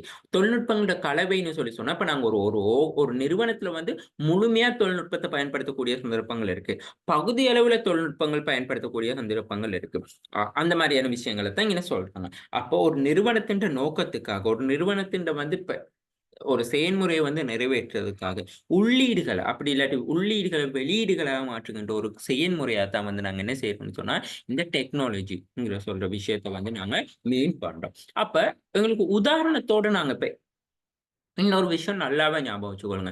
Strategic management அது முடிஞ்சிட்டு நான் உங்களுக்கு எக்ஸாம்பிளுக்காக சொல்றேன். ஸ்ட்ராட்டஜிக் எந்த ஒரு சப்ஜெக்ட பொறுத்தளவுலயும் நாங்க எக்ஸாம்ல ஒரு நல்ல ஒரு ஸ்கோர் பண்ணணும்னு சொன்னா நாங்க எழுதுற A to Z ஒவ்வொரு பாயிண்ட்டுக்கும் கண்டிப்பா ஒரு எக்ஸாம்பிள் கொடுத்து எழுதுறது தான் பெஸ்ட். நீங்க கொஸ்டின்ல உங்களுக்கு எக்ஸாம்பிள் கேட்டிருக்காங்களோ கேட்கலையோ அது 2வது ஒப்பீனியன். பட் எல்லாத்துக்குமே வந்து முடியுமான்னு மட்டும் எக்ஸாம்பிள் எழுதுங்க. ஸோ எக்ஸாம்பிள் மூலமா தான் அவங்க ஐடென்டிஃபை பண்ணி கொள்வாங்க. எங்களுக்கு இந்த சப்ஜெக்ட் ஏரியா எவ்வளவு தூரத்துக்கு வந்து நாங்க அண்டர்ஸ்டாண்ட் பண்ணியிருக்கோம். இப்ப நாங்க எக்ஸாம்பிள் மூலமா தான் எப்படி நாங்க அதை ப்ராக்டிக்கலா அப்ளை பண்ண போறோம்னு சொல்லி எங்களுக்கு ஐடியா ஒண்ணு இருக்குன்னு சொல்லி அவங்க தெரிஞ்சு கொள்வாங்க. ஸோ முடியுமான மட்டும் எக்ஸாம்பிள வந்து அப்ளை பண்ணுங்க. அடுத்த ஒரு விஷயம் தான் இந்த எக்ஸாம்பிள் அவங்க சொல்லி இல்லாட்டி நாங்க எங்களுக்கு வேணுங்கிற மாதிரி ஹைப்போதீசிஸ் எக்ஸாம்பிளோ அப்படி இல்லாட்டி லோக்கல் எக்ஸாம்பிளோ இன்டர்நேஷனல் எக்ஸாம்பிளோ எதுனாலும் அப்ளை பண்ணலாம். ஹைப்போதீசிஸ் எக்ஸாம்பிள்னா எடுகோலான உதாரணங்கள். உதாரணத்துக்கு நான் சொல்லுவோம் ஏபிசி நிறுவன தலைவர்ன்ற வந்து தலைவர் வந்து சிறந்த முறையில காணப்படுகின்றார், ஊக்கப்படுத்தல சிறப்பா இருக்கிறார். அது ஹைப்போதீசிஸ் எக்ஸாம்பிள். அப்படி இல்லாட்டி லோக்கல் எக்ஸாம்பிள்னு சொன்னா இலங்கையில HNB ஜெனரல் இன்சூரன்ஸ் பிரதான நிறைவேற்றிய அதிகாரி வந்து ஊக்கப்படுத்தல வந்து சிறப்பா செயல்படுறாரு. அது வந்து லோக்கல் எக்ஸாம்பிள். இதே வந்து இன்டர்நேஷனல் எக்ஸாம்பிள்னு சொன்னா ஸ்டீவ். ஸோ ஆப்பிள் நிறுவனத்தின் தலைவர் ஸ்டீவ் வந்து ஊக்கப்படுத்தல வந்து சிறப்பாக செயல்படுறது இன்டர்நேஷனல் எக்ஸாம்பிள். ஸோ நாங்கள் அங்கே எக்ஸாம்பிள் எங்களுக்கு கேட்டிருந்தான்னு சொன்னா லோக்கல் எக்ஸாம்பிளை வச்சு மட்டும் எழுதணும்னு சொன்னா நாங்கள் லோக்கல் எக்ஸாம்பிளை தான் எழுதுவோம். அப்படி எது என்னது ஹைப்போதீசிஸ் எக்ஸாம்பிளை வச்சு எழுத சொன்னா ஹைப்போதீசிஸ் எக்ஸாம்பிள் எழுதலாம். அப்படி இல்லாட்டி இன்டர்நேஷனல் எக்ஸாம்பிளை வச்சு எழுத சொன்னா நாங்கள் இன்டர்நேஷனல் எக்ஸாம்பிளை வச்சு தான் எழுதணும். ஸோ போத் மிக்ஸ் பண்ணி கேட்பாங்க. லோக்கல் அண்ட் இன்டர்நேஷனல் எக்ஸாம்பிளை வச்சு எழுத சொன்னா உங்களுக்கு ஏதாவது தெரிஞ்சது எந்த கொஸ்டினுக்கு நீங்க எழுத போற கொஸ்டினுக்கு வந்து உங்களுக்கு எது ரிலேட்டடா, அதாவது இன்டர்நேஷனல் எக்ஸாம்பிள் ஈஸியா இருக்கா எழுதுறதுக்கு, அப்படி இல்லாட்டி லோக்கல் எக்ஸாம்பிள் ரிலேட்டடா இருக்கானா அந்த எக்ஸாம்பிளை பார்த்து நீங்க எழுதத்தான் இருக்கு. ஓகேயா? சரி, அதுதான் சொல்ல வந்த விஷயம். ஓகே. இப்ப நாங்க இந்த டெக்னாலஜி எடுத்துக்கொண்டா, இப்ப ஒரு உற்பத்தி நிறுவனத்த எடுத்துக்கணும். கூடுதலா வந்து இப்ப டெக்னாலஜின்னு சொல்ற விஷயம் வந்து புரொடக்ஷன்லயும் பயன்படுத்தக்கூடியவாங்க, சர்வீஸ்லயும் பயன்படுத்தக்கூடுவாங்க. ஓகேயா? ஸோ அப்ப நாங்க வந்து முதல்ல புரொடக்ஷன்ல வந்து எப்படி பயன்படுத்துறாங்கன்னு சொல்லி பார்ப்போம். இப்ப உதாரணத்துக்கு மஞ்சியோ, மெலிபன் கம்பெனி எடுத்துக்கொள்வோம். அப்ப நாங்க படிச்சோம் இந்த டெக்னாலஜின்னு சொல்லி சொன்னாலே இன்புட் இன்டு வெளிப்புட் இன்புட் இன்டு அவுட்புட், அதாவது வந்து உள்ளீடுகள வந்து வெளியீடுகளாக மாற்றுகின்ற ஒரு செயற்பாடு தான் சொன்னோம். அப்ப நாங்க இன்புட்டா வந்து அந்த நிறுவனத்துல அந்த மெலிபனோ மஞ்சி அதாவது பிஸ்கட் நிறுவனம், அந்த பிஸ்கட் உற்பத்தி செய்யற நிறுவனத்துல உதாரணம் எடுத்துக்கொண்டா மாவா இருக்கலாம், தண்ணியா இருக்கலாம், இனிப்பு கலவைகளா இருக்கலாம், சீனி, பேக்கிங் பண்றது, பவுடர்ஸ், லேபர்ஸ், ஊழியர், அது எல்லாமே இன்புட். இது ஆப்பரேஷன் மேனேஜ்மெண்ட்ல லெவல் 4ல வந்து நாங்க படிச்சிருக்கிறோம். அப்ப அதை அவுட்புட்டா வந்தா என்ன வரும் எங்களுக்கு? பிஸ்கட்னு சொல்ற ஒரு பொருள் வந்து அவுட்புட்டா வரும். அதே மாதிரி மாஸ் அண்ட் பிராண்டிங் கார்மெண்ட் எடுத்துக்கொள்ளுங்க. ஸோ இது வந்து அப்பரல் இண்டஸ்ட்ரி. ஸோ அந்த தொழில் நிறுவனத்துல வந்து இன்புட்டா என்ன இருக்கும்? துணிகள் இருக்கலாம், அக்சசரிஸ் இருக்கலாம், ட்ரிம்ஸ், த்ரெட் அண்ட் லேபர்ஸ், அதாவது வந்து என்ன சொல்றது, நூல், உழைப்பு, இது எல்லாமே வந்து இதுக்கு லேண்டா இருக்கலாம். இது எல்லாமே இன்புட்டா இருக்கலாம். ஸோ இதுல நீங்க இல்லாத ஏதாவது இன்புட் போடுறதுனால எந்த பிரச்சனையும் இல்லை. ஸோ இதோட அவுட்புட் எப்படி இருக்கும்? கார்மெண்ட், அதாவது வந்து ஃபைனலா நீங்க கார்மெண்ட் சொல்லி பிரக்கெட்குள்ள வந்து மெட்டீரியல், க்ளோத்தோ, மெட்டீரியல்ஸ், ட்ரெஸ் ஏதோ வாட்டெவர்ன்னு சொல்லி நீங்க அப்ளை பண்ணிக்கொள்ள முடியும். DSI, அதாவது பாதணிகள். ஸோ அது ரப்பர் அண்ட் லேபர்ஸ். ஸோ அது என்னது ரப்பர் மற்றும் தொழிலாளர். ஸோ அந்த மாதிரியான இன்புட் நிறைய இருக்கலாம். ஸோ வந்து அவுட்புட்டா வந்து நாங்க டயர்ஸ் இருக்கலாம், ஷூஸ் இருக்கலாம். ஸோ இது எதுனாலும் நீங்க போட்டுக்கொள்ள முடியும். இதுதான் வந்து டெக்னாலஜிக்காக வந்து நாங்க தெரிவு செய்யக்கூடிய ஒரு சில கொஸ்டின் பேப்பர் நீங்க பார்த்தோம் 2016 எனக்கு ஐ திங்க் சரியா ரிமெம்பர் இல்ல. ஸோ அதுல நாங்க ஒரு விஷயத்துல பார்த்து வந்து என்னதுன்னு சொல்லி சொன்னா உதாரணங்களோட பயன்படுத்தி விளக்க சொல்லியிருந்தாங்க. அதுக்காக வந்து மத்த கொஸ்டின்லாம் உதாரணம் கேட்டு இல்லாதனால நாங்க உதாரணம் கொடுக்காட்டி பரவாயில்லையான்னு சொல்லி சொன்னா அது பிழை. கண்டிப்பா உதாரணத்தை வந்து நீங்க அப்ளை பண்ணுங்க. ஸோ இப்ப இங்க வந்து இன்புட்டை பார்த்துக்கொண்டா உள்ளீடுகள் வந்து பொதுவா வந்து நாங்க ஐடென்டிஃபை பண்ணிக்கொள்ளலாம். மூலப்பொருட்களா இருக்கலாம், உழைப்பா இருக்கலாம். அது எல்லாமே வந்து நாங்க என்ன சொல்றோம்னு சொன்னா உள்ளீடுகளா இருக்கலாம். சரியா? அவுட்புட்னு சொல்லி சொன்னா பாருங்க, output the whatever product organisation process the make available of the relevant market. அதாவது வந்து சந்தையில வந்து கிடைக்கக்கூடியது. அதாவது வந்து சந்தையில வந்து எங்களுக்கு என்ன கிடைக்குதுன்னு சொல்லி சொல்றது வந்து தான் நாங்க அந்த அவுட்புட்டா எங்களுக்கு என்னத்த பெற்றுக்கொள்ள முடியும். So transformation technology can be the categorise the production system. So அப்ப நாங்க என்ன சொல்றோம்னு சொல்லி சொன்னா, இப்ப நாங்க என்னன்னு எங்களுக்கு தெரியும். ஒரு தொழில்நுட்பத்தை பயன்படுத்தி உள்ளீடுகளை நிலைமாற்றல் செயல்முறைக்கு அதாவது ப்ராசஸிங்க்கு வந்து நாங்க கன்வெர்ட் பண்ணும் பொழுது எங்களுக்கு வந்து அவுட்புட்னு சொல்ற ஒரு விஷயம் வந்து கிடைக்கும். சரியா? ஸோ இப்படி இருக்கக்குள்ள இந்த டெக்னாலஜி இப்ப நாங்க இந்த தொழில்நுட்பங்களை பயன்படுத்தி நாங்க ஒரு நிறுவனத்துல வந்து உற்பத்தி இடம்பெறும் பொழுது வந்து அங்க வந்து எங்களுக்கு பார்ட்டிசிபேட்டிவ் மேனேஜ்மெண்ட் வந்து பங்களிப்பு செய்ய முடியுமா ஊழியர்களால? முடியாதா? எந்த அளவுக்கு முடியும்? அப்படின்னு சொல்லி நாங்க டிசிஷன் பண்றது வந்து இந்த பயன்படுத்தப்படுகின்ற டெக்னாலஜியை பொறுத்து தான் காணப்படுது. ஸோ அதுக்காகத்தான் வந்து மெயினா இங்க சொல்லியிருக்காங்க. முதலாவது வந்து என்னதுன்னு சொன்னா யூனிக் அண்ட் ஸ்மால் பெட்ஜ்னு சொல்லி ஒரு விஷயம். Large batch and mass. இந்த தொழில்நுட்பத்தை பயன்படுத்தி நாங்க என்ன செய்யலாம்? சிறிய அளவிலான உற்பத்திகளை மேற்கொள்ற ஒரு நிறுவனமா இருக்கலாம். லார்ஜ் பெட்ஜ் அண்ட் மாஸ் பெட்ஜ் அதாவது பெரிய அளவுல வந்து தொழில்நுட்பங்களை பயன்படுத்தி உற்பத்தி செய்யக்கூடிய ஒரு நிறுவனமா இருக்கலாம்.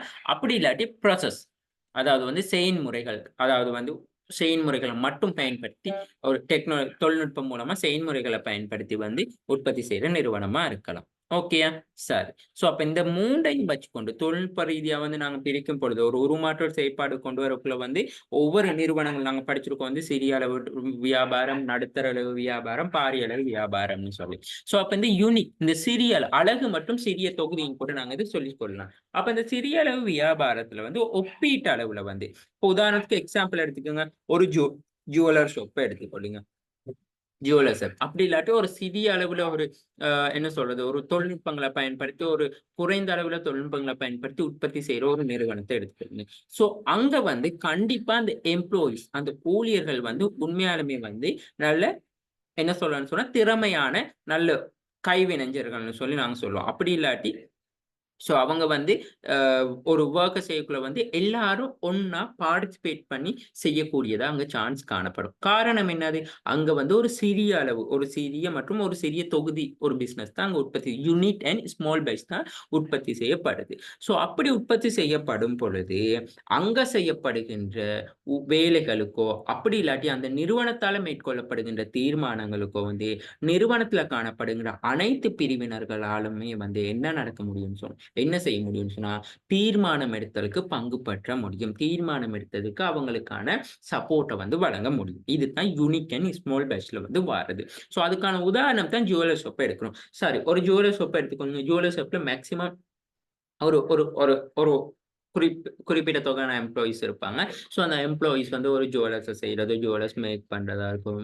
ஸோ அவங்க வந்து எல்லாரும் டிசிஷன் எடுத்து ஓகே இந்த ஜுவல்லர்ஸ் இப்படி டிசைன் பண்ணுவோம். ஸோ இந்த மாதிரியான விஷயங்களை வந்து கன்சிடர் பண்ணி பார்ப்போம் அப்படின்னு சொல்லி. ஸோ அதுல வந்து ஒவ்வொருத்தரும் ஐடியா சொல்லி அப்படி. ஸோ இது ஃபார் எக்ஸாம்பிள். அதே மாதிரி ஹைலி குவாலிஃபைட் சயின்டிஃபிக்ஸ். இப்போ இது வந்து உண்மையாலுமே வந்து விஞ்ஞானிகள் எடுத்துக்கொள்வோம். ஸோ ஏதாவது ஒரு ரிசர்ச் டீம் ஒன்று இருக்காங்க. ஒரு உதாரணத்துக்கு COVID-19 ஏற்பட்டுச்சு. அப்படி இல்லாட்டி ஏதாவது என்ன சொல்ற எய்ட்ஸ் நோய் ஏற்பட்டுச்சுன்னு சொல்லி ஒரு ரிசர்ச் டீம் ஒன்று இருக்கு. ஏதாவது ஒரு ஸ்பெசிபிக்கான ப்ராப்ளத்துக்கு வந்து ரிசால்வ் பண்ணக்கூடிய ப்ராப்ளத்தை சால்வ் பண்றதுக்காக வந்து ஒரு ரிசர்ச் டீம் ஒன்று உருவாக்கப்படுது. ஸோ அப்படி அந்த ரிசர்ச் டீம் உருவாக்கக்குள்ள அந்த ரிசர்ச் டீம்ல இருக்க எல்லாருமே வந்து என்ன செய்வான்னு சொல்லி சொன்னா அந்த அந்த ப்ராப்ளத்தை வந்து சால்வ் பண்றதுக்கு வந்து பார்ட்டிசிபேட்டிவ் பண்ணக்கூடியவங்களா இருப்பாங்க. ஒரு ரிசர்ச் டீம்ல ஒரு 10-15 பேர் இருப்பாங்களா 20-30 பேர் இருந்தாலும் அந்த 20-30 பேர் வந்து அந்த ரிசர்ச்காக வந்து சப்போர்ட் பண்ணக்கூடியவங்க. ஒவ்வொரு அந்த 20-30 பேர் வந்து ஒவ்வொரு லெவல் அவங்களுக்கு இருக்கிற என்ன சொல்றது ஸ்கில்ஸ் அண்ட் டேலண்ட்டுக்கு அவங்கள்ட்ட இருக்கிற அந்த நாலேஜுக்கு ஏத்த மாரி அவங்க அந்த ரிசர்ச்க்காக வந்து சப்போர்ட் பண்ணக்கூடியதா இருக்கும். ஸோ அப்ப நல்லா ஞாபகம் வச்சுக்கோங்க. டெக்னாலஜி எடுத்துக்கொண்டாலும் இந்த யூனிக் அண்ட் ஸ்மால் பேட்ஜா இருக்கக்குள்ள வந்து பார்ட்டிசிபேட்டிவ் மேனேஜ்மென்ட்க்கு வந்து சப்போர்ட் பண்ற விஷயங்கள், ம் அ சப்போர்ட் பண்ணக்கூடிய என்ன சொல்றது? ஒ ஒரு என்ன சொல்றது? சப்போர்ட் பண்ணக்கூடிய ஒரு விஷயம் வந்து ரொம்ப கூடுதலையா இருக்கும். சப்போர்ட் பண்ணக்கூடிய காரணிகள் வந்து ரொம்ப அதிக அளவுல காணப்படும்.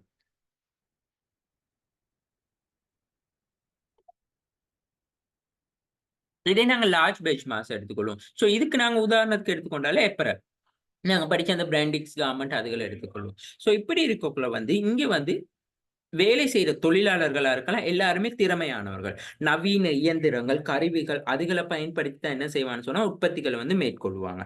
சில நேரத்துல வந்து இங்க காணப்படுகின்ற மெஷினரீஸா இருக்கலாம், டூல்ஸா இருக்கலாம். அது எல்லாமே ஆட்டோமேஷனா இருக்கும். சரியா? ஸோ இங்க ஆட்டோமேஷனா இருக்கக்குள்ள வந்து மிகப்பெரிய அளவிலான வந்து அதாவது வந்து இங்க அவுட்புட் வந்து என்னைக்குமே வந்து ஒரு ஒரு என்ன சொல்றது? ஒரு ஸ்மால் லெவல்ல அவுட்புட்டா இருக்காது. இப்போ ஒரு கார்மெண்ட் ஃபேக்டரி எடுத்துக்கொள்ளுங்க. ஒரு நாளைக்கு ஒரு எம்ப்ளாயி பெர் 1 ஹவர்க்குள்ள வந்து கிட்டத்தட்ட 500,000ன்னு சொல்லி அந்த என்ன சொல்றது? அப்ப அவருக்கு குடுத்துரு உதாரணத்துக்கு கொலர் தைக்கணுமா, அவர் வந்து ஒரு ஒரு ஹவருக்குள்ள 500, 1000 கொலர் தைக்கணும். ஷர்ட் பாக்கெட் தைக்கணுமா, அவர் அந்த ஒரு ஒரு 1 ஹவருக்குள்ள அவ்வளவு தச்சு அவுட் பண்ணணும். ஸோ இப்படி இருக்கக்குள்ள அங்க வந்து எம்ப்ளாயீஸ் வந்து நெறைய பேர் இருந்தாலுமே வந்து அவங்க டெக்னாலஜியோட மெஷின்ஸோட மெஷின்ஸ் அண்ட் டூல்ஸோடயே தான் வந்து கூடுதலே வொர்க் பண்ணாங்க. ஸோ அந்த மாரியான ஒரு நிறுவனத்தில வந்து பார்ட்டிசிபேட்டிவ் மேனேஜ்மென்ட்ன்னு சொல்ற விஷயம் வந்து கிடைக்கவே கிடைக்காது. 0 லெவலா இருக்கும். ஆனா, அங்க அப்ப எம்ப்ளாயில இருக்க எல்லா எம்ப்ளாயி வந்து பார்ட்டிசிபேட்டிவ் மேனேஜ்மென்ட்க்கு டிசிஷன் எடுப்பாங்களா? இல்ல. அந்த லெவல் அந்த ஆர்கனைசேஷன்ல இருக்க டாப் லெவல் மேனேஜ்மென்ட் மட்டும் தான் ஒரு டிசிஷன் மேக்கிங்கோ, இல்லாட்டி ஏதாவது ஒரு அ ஒரு விஷயத்துக்காக வந்து எல்லாரும் சேர்ந்து பார்ட்டிசிபேட் பண்ணுவாங்க. ஆனா, அதுக்கு கீழ இருக்க இந்த லோ லெவலோ, மிடில் லெவலோ வந்து ரொம்ப கம்மியா இருக்கும். சம்டைம்ஸ் வந்து இப்ப நான் ஒரு அந்த கார்மெண்ட் மாரி அந்த மாரி ஃபேக்டரிஸ் வந்து தான் நாங்க இதுக்கு எக்ஸாம்பிள் எடுத்தோம். ஸோ அந்த மாரி யோசிச்சு பாருங்க. ஸோ எம்ப்ளாயியால வந்து ஏதாவது ஒரு டிசிஷன் மேக்கிங் குடுக்கேலுமான்னு சொல்லி, இல்ல இப்ப இந்த மெஷின்ஸ்ல வந்து இப்படி ஏதாவது ஒரு சின்ன சேஞ்ச் ஒண்ணு கொண்டு வந்தா நல்லம். ஸோ பெருசா அங்க கேட்கவும் மாட்டாங்க அந்த எம்ப்ளாயீஸ் கிட்ட. ஸோ அவங்களால வந்து டிசிஷன் அதாவது அந்த பார்ட்டிசிபேட்டிவ்க்கு வந்து ஒரு டிசிஷன் மேக்கிங்க்கு வந்து ஒரு சொல்யூஷன் ஒண்ணு குடுக்கவும் முடியாது. ஸோ இதுதான் லார்ஜ் பெஞ்ச் மாஸ். காரணம் என்னதுன்னா, அங்க யூஸ் பண்ணாங்க அங்க டெக்னாலஜி, அங்க மெஷின்ஸ் தான் கூடுதல் அளவு யூஸ் பண்றாங்க. ஸோ கூடுதளவு யூஸ் பண்ற மாரியே எம்ப்ளாயீஸும் கூடுதளவு யூஸ் பண்றாங்க. ஸோ அவங்க எந்த நேரமும் வந்து அந்த மெஷின்ஸோட அந்த டைம், அந்த டார்கெட்ட பேஸ் பண்ணி, ஓகே. ஒரு ஹவர் அவங்க அங்கன அந்த மெஷின்ஸ் உடைஞ்சாலுமே கூட, அது டக்குனு அந்த எம்ப்ளாயி வந்து ஆப்பரேட்டர் வந்து அந்த மெஷின செய்ய வரைக்கும், அந்த எம்ப்ளாயி இன்னொரு மெஷினுக்கு வந்து ஷிஃப்ட் பண்ணப்படுவாங்க. ஸோ ஒரு பேக்லோட் இப்ப ஹெல்பர்ஸ் இருக்காங்கன்னு சொல்லி சொன்னா, ஒரு அங் ஒரு ஒரு அங்க ஒரு அந்த என்ன சொல்றது? அந்த தைக்கிற ஒருத்தர்கிட்ட அங்கன வந்து ஏதாவது ஒரு லோட் ஆகிருச்சுன்னு சொல்லி செக்கிங்ல லோட் ஆயிருச்சுன்னு சொல்லி சொன்னா, இன்னொரு யூனிட்ல அங்கன எதுவும் ஃப்ரீயா இருந்தா டக்குனு அந்த எம்ப்ளாயி தூக்கி அங்க போடுவாங்க. ஸோ அப்படி போடக்குள்ள அதாவது என்ன சொல்றது? இயந்திரமயமாக்கப்பட்ட காரணமாகவே வந்து அந்த அவுட்புட்ட நோக்கியே ஓடிக்கொண்டு இருக்கக்குள்ள வந்து, ஸோ அந்த மாரியான நிறுவனங்கள்ல வந்து இந்த பங்கேற்பு மேலாண்மைன்னு சொல்ற விஷயம் வந்து எங்களுக்கு சக்சஸ் அமையாதுன்னு சொல்லி சொல்றாங்க. டெக்னாலஜில வர இந்த லார்ஜ் பட்ஜெட் மாஸ்க்ன்னு சொல்ற விஷயத்துல. அடுத்தது வந்து ப்ராசஸிங். ப்ராசஸிங் புரொடக்ஷன்னு சொல்லி சொல்லக்குள்ள வந்து, நாங்க உதாரணத்துக்கு சொல்றோம். எக்ஸாம்பிள் கார் உற்பத்தி செய்றது, பெரிய கேஸ், ஆயில்ஸ் அந்த மாரி மேனுஃபேக்சரிங் ஆர்கனைசேஷன்ல எப்படி இருக்கும்னு சொல்லி சொன்னா, தொடர்ச்சியான அதாவது செயல்முறைன்னு சொல்லி ப்ராசஸ்ன்னு சொல்லி சொன்னாலே, ஒரு தொடர்ச்சியான ஒரு கன்டினியூஸ்லியான புரொடக்ஷன். 24 மணி நேரமும் வொர்க் தான். அதாவது உதாரணத்துக்கு எடுத்துக்கொண்டா, ஒரு இயர்லியோ அப்படி இல்லாட்டி என்னது 365 நாள், 24 மணி நேரம், 7 நாட்கள் தொடர்ந்து வந்து அந்த புரொடக்ஷன் வந்து நடந்து கொண்டே தான் இருக்கும். இங்க வந்து எல்லாமே சிஸ்டமேட்டிக் பண்ணி தான் இருக்கும். கணினிமயப்படுத்தப்பட்டதா இருக்கும். எல்லாமே ஆட்டோமேஷன் அதிநவீன இயந்திரங்கள் மற்றும் திறமையான தொழில்நுட்ப வல்லுனர்கள் மூலம். அதுதான் பாருங்க. இந்த sophisticated machinery and the processing plant யூஸ்ன்னு சொல்லி சொல்றாங்க. கம்ப்யூட்டரைஸ் ஆட்டோமேஷன் ஹைலி சொஃபிஸ்டிகேஷஸ் அதாவது வந்து சொல்றாங்க, இயந்திரங்கள் தொழில்நுட்பம் அதிநவீன அந்த மாரியான அ என்ன சொல்றது? அந்த அந்த மெஷின்ஸ்க்குன்னு சொல்லி, அந்த உற்பத்திக்குன்னு சொல்லி அதிக அளவு வந்து அ திறந் சிறந்த தொழில்நுட்ப வல்லுனர்கள பயன்படுத்தி என்ன செய்வாங்கன்னு சொல்லி சொன்னா, அந்த ப்ராசஸிங்க வந்து கண்ட்ரோல் பண்ணுவாங்க. ஸோ இப்படி இருக்கும் பொழுது வந்து பொதுவாவே பார்த்தீங்கன்னா, இந்த ப்ராசஸிங்ல வந்து குறைந்த அளவிலான ஊழியர்கள் தான் அந்த ப்ராசஸிங்க வந்து செய்யக்கூடியவங்களா இருப்பாங்க. எல்லாரும் அதுல வந்து என்ன சொல்றதுன்னு சொல்லி சொன்னா, இன்வால்வ் ஆக மாட்டாங்க. பிகாஸ் நாங்க இப்ப சொல்றோம் தானே, அதிசிறந்த தொழில்நுட்பம் இப்போ ஒரு பாருங்க, இப்போ ஒரு ஜெட்டா இருக்கலாம், ஏதோ ஒரு ஏதோ ஒரு விஷயம் வந்து ப்ராசஸ் பண்றது. இந்த கேஸ், ஆயில் அந்த மாரி கூடுதலா வந்து எம்ப்ளாயின்ற வொர்க் வந்து அங்க குறைவா இருக்கக்கூடிய ஒரு விஷயத்துல வந்து வொர்க் பண்ணக்குள்ள வந்து பார்ட்டிசிபேட்டிவ் மேனேஜ்மென்ட்னு சொல்ற விஷயம் ரொம்ப ஹை லெவல்ல இருக்கும்னு சொல்லி சொல்றாங்க. அதாவது வந்து பொதுவா வந்து அந்த சிறிய குழுக்கள்ல வந்து ஏதாவது சிக்கல் ஏற்பட்டா, ஏதாவது வந்து பிரச்சனை ஏற்பட்டா வந்து அவங்க எல்லாரும் சேர்ந்திருந்து அந்த பிரச்சனைய எப்படி சால்வ் பண்ணலாம்? என்ன மாரியான வேலை இந்த பிரச்சனைய வந்து கொண்டு போகலாம்? ஸோ அதுக்கு என்னென்ன டிசிஷன்ஸ் எடுக்கணும்னு சொல்லி அவங்க சொல்லுவாங்க. ஸோ இதுக்கு உதாரணம் தான் இந்த கார் உற்பத்தி நிறுவனம், கேஸ், ஆயில் அந்த மாரி. ஏன்னு சொன்னா கூடிய அளவு வந்து ஊழியர்கள விட அங்க இயந்திரங்கள், தொழில்நுட்பங்கள், அதிநவீன ப்ராசஸ் அதாவது சிஸ்டமேட்டிக் பண்ண தொழில்நுட்பங்கள பயன்படுத்தி தான் உற்பத்தி இடம்பெறும். ஸோ அப்படி உற்பத்தி இடம்பெறக்குள்ள இந்த ஊழியர்கள் வந்து அங்க ரொம்ப குறைவா தான் இருப்பாங்க. ஸோ கொஞ்சம் பேர் தான் மெஷின்ஸ் ஆப்பரேட் பண்ண ஏதாவது இஷ்யூஸ் ஆனா அ சேஞ்ச் பண்ணிக்கொள்ள. அதுதான் அந்த தொழில்நுட்ப வல்லுநர்கள் மட்டும் தான் கூடுதளவு காணப்படுவாங்க அந்த நிறுவனத்துல. ஸோ அப்படி இருக்கக்குள்ள ஏதாவது அது சம்பந்தமா ஏற்படுற பிரச்சனைகள், ஏதாவது அது சம்பந்தமா ஏற்படுற கோளாறுகளோ, ஏதாவது டிசிஷன்ஸ் ஏதாவது சேஞ்ச் பண்ண இப்ப புரொடக்ஷன்ல வந்து இப்ப நாங்க சொல்லும் இப்ப ஏதாவது இப்ப கார் மேனுஃபேக்சர்ல வந்து இந்த ஸ்பெசிபிக் பார்ட் வந்து இந்தந்த காருக்கு மட்டும் தான் நாங்க வந்து ஃபீட் பண்ணணும் அப்படின்னு சொல்லி சொன்னா, அத சிஸ்டமேட்டிக் பண்ணிருவாங்க. ஸோ அப்படித்தான். இப்ப அந்த கப்பல் செய்றதோ கூடுதலா வந்து இந்த மாரியான விஷயங்கள் வந்து சிஸ்டமேட்டிக்ஸா தான் போகும். ஸோ அப்படி இருக்கக்குள்ளயும் வந்து பார்ட்டிசிபேட்டிவ் மேனேஜ்மென்ட் கூடுதலையா இருக்கும்னு சொல்லி சொல்ல முடியும். ஓகேயா? ஸோ அப்ப ஆகவே வந்து சொல்லலாம், participative management can be seen mostly in the unit and small batch production and process லெவல்ல தான் காணப்படும். ஓகே. உங்களுக்கு சம்டைம்ஸ் இப்படி ஒரு கொஸ்டின் கேட்கலாம். இந்த பார்ட்டிசிபேட்டிவ் மேனேஜ்மென்ட்னு சொல்றது வந்து நாங்க கண்டிப்பா வந்து இந்த ஸ்மால் பேட்ச் புரொடக்ஷன் அண்ட் ப்ராசஸ்ல மட்டும் தான் காணப்படுமான்னு கேட்டா, நெவர். கண்டிப்பா இந்த சேவைன்னு சொல்ற விஷயத்திலேயே வந்து இந்த பார்ட்டிசிபேட்டிவ் மேனேஜ்மென்ட் சக்சஸ்ஃபுல்லா அமையும். கண்டிப்பா காணப்படும். உதாரணத்துக்கு எடுத்துக்கொள்வோம். ஒரு சேவை நிறுவனம். சரியா? இப்ப டாக்டர எடுத்துக்கொள்ளுங்க. டாக்டர் ஒருத்தர் வந்து ஆப்பரேஷன் ஒரு ஹாஸ்பிட்டல்ல வந்து ஒரு நாங்க சர்வீஸ் எடுக்கிறோம்னு சொல்லி சொன்னா, கண்டிப்பா நாங்க முதல்ல என்ன செய்வோம்? ஆஃபீஸ்ல என்டர் ஆகக்குள்ளயே வந்து கண்டிப்பா நாங்க ரெஜிஸ்ட்ரேஷன் பண்ணணும். ஸோ ரெஜிஸ்ட்ரேஷன் பண்ணோட்டு நாங்க டாக்டர் சேனல் பண்ணணும். டாக்டர் சேனல் பண்ணோன வந்து கண்டிப்பா இப்ப டாக்டர் சேனல் பண்ணோன ஓகே. ஏதாவது எங்களுக்கு ப்ராப்ளம்னு சொன்னா, அங்க வந்து நாங்க என்ன செய்வோம்? அட்மிட் பண்ண சொல்லுவாங்க. ஓகே. அட்மிட் பண்ணோனே என்னது? எங்களுக்கு அங்கன சப்போர்ட் கிடைக்கும். நர்ஸ்மாரோட சப்போர்ட்ஸ் கிடைக்கும். அப்படி இல்லாட்டி அங்க இருக்க அட்டெண்டன்ஸ்ல சப்போர்ட் கிடைக்கும். ஸோ அப்படி இருக்கக்குள்ள எங்களுக்கு ஏதாவது ஒரு ப்ராப்ளம் இப்ப டாக்டர் ரிப்போர்ட்லாம் செக் பண்ணி ஏதாவது ப்ராப்ளம் ஓகே. ஆப்பரேஷன்ஸ் பண்ணணுமோ, ஏதாவது ஒரு ஏதாவது அ இன்ஜெக்ட்க்கு நாங்க மெடிசின்ஸ் எடுக்கணுமா சொன்னா, ஸோ அப்ப அங்கன வந்து சப்போர்ட் பண்ணக்குள்ள அங்கன நர்ஸ் இருப்பாங்க. அங்கன ஸ்பெஷலைசேஷன் டாக்டர்ஸ் இருப்பாங்க. ஸோ அதோட அட்டெண்டன்ஸ் இருப்பாங்க. ஸோ அந்த எல்லாமே அது மெடிக்கல் ரிப்போர்ட் எடுக்கிறவங்கன்னா, மெடிக்கல் ரிப்போர்ட்ஸ் எடுக்கிறவங்க இருப்பாங்க. ஸோ இசிஜி அந்த செக் பண்றது, அந்த மாரியான எல்லா விஷயத்துக்குமே வந்து எல்லாருமே ஒரு சேவைன்னு சொல்லக்குள்ள எல்லாருமே சப்போர்ட்டிவா இருப்பாங்க. இன்சூரன்ஸ் கம்பெனி எடுத்துக்கிடுவோம். ஸோ ஒருத்தர் இன்சூரன்ஸ் வந்து போடணும்னு சொல்லி சொன்னா, அது கண்டிப்பா வந்து மார்க்கெட்டிங் ஆஃபிசர் தான் அந்த என்ன செய்வாரு, ஏஜென்ட்டோ, புரோக்கரோ வந்து இன்சூரன்ஸ வந்து புரமோட் பண்ணுவாரு. So insurance promote பண்ணக்குள்ள customer insurance எடுக்க வருவாரு. ஸோ இன்சூரன்ஸ் எடுக்க வரக்குள்ள அந்த இன்சூரன்ஸ என்ன செய்றது, அந்த கஸ்டமருக்கான இன்சூரன்ஸ் வந்து அ அண்டர்ரைட்டிங் பண்ணி குடுக்குறதுக்காக வந்து அண்டர்ரைட்டர்ஸ் இருப்பாங்க அந்த ஆர்கனைசேஷன்ல. ஸோ அண்டர்ரைட்டரா இருக்கக்குள்ள பேமெண்ட் பண்றதுக்காக வந்து ஃபைனான்ஸ் டீம் இருக்கலாம். ஸோ டாக்குமெண்ட் பிரிண்ட் பண்ணி குடுக்கணும்னு ஒரு சப்போர்ட்டிவ் டீம் இருக்கலாம்.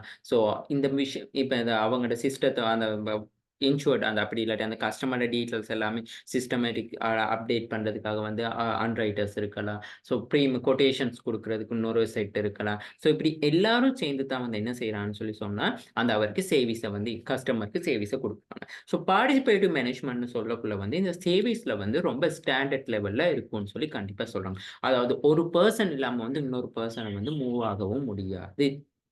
சரியா? ஒரு சில விஷயங்கள். ஸோ எல்லாரோட ஒரு பங்களிப்பு நிலையில மட்டும் தான் வந்து அங்க என்ன நடக்குதுன்னு சொல்லி சொன்னா, அந்த சேவை சக்சஸ்ஃபுல்லா வந்து கஸ்டமருக்கு கிடைக்குது. ஸோ அப்ப அங்க பார்ட்டிசிபேட்டிவ் மேனேஜ்மென்ட் இருக்கான்னு கேட்டா, கண்டிப்பா பார்ட்டிசிபேட்டிவ் மேனேஜ்மென்ட் இருக்குது. அப்ப ஒப்பீட்டு அளவுல வந்து இங்க நான் அதத்தான் சொல்றேன். அந்த ரிலேட்டிவ்லி ஒப்பீட்டு அளவுல இந்த சிறிய பண குழுக்கள் அப்ப அவங்களோட அதாவது வந்து என்ன சொல்றதுன்னா, நிர்வாகத்தில வந்து வேலை வாய்ப்புகளுக்கான சாத்தியக்கூறு அதிக அளவு இருக்கு. தொடர்ச்சியான செயல்முறையிலயும் வந்து தகுதி வாய்ந்த தொழில்நுட்ப பணியாளர்கள் வந்து குழுக்கள் வந்து இருக்கக்குள்ள வந்து பார்ட்டிசிபேட்டிவ் மேனேஜ்மென்ட்க்கு வந்து சப்போர்ட் கிடைக்குது. அதே மாரி வந்து அங்க காரணம் வந்து என்னதுன்னு சொல்லி சொன்னா, அப்படி இருக்கதுக்கான நெருக்கமான மேற்பார்வைகள். அதாவது அப்சர்வேஷன்ஸ் இருக்கு. ஆ ஸோ அங்க இருக்கிற அந்த தொழில்நுட்பங்கள வந்து வேகத்த லிமிட்டேஷன கூட்டவோ, குறைக்கவோ, ஸ்பீட பார்த்து செக் பண்ணிக்கொள்ள, ஸோ ஏதாவது வந்து மெஷின்ஸ்ல ஏதாவது ப்ராப்ளம்ஸ் ஏற்பட்டா, அத செக் பண்ணிக்கொள்றதுக்கு.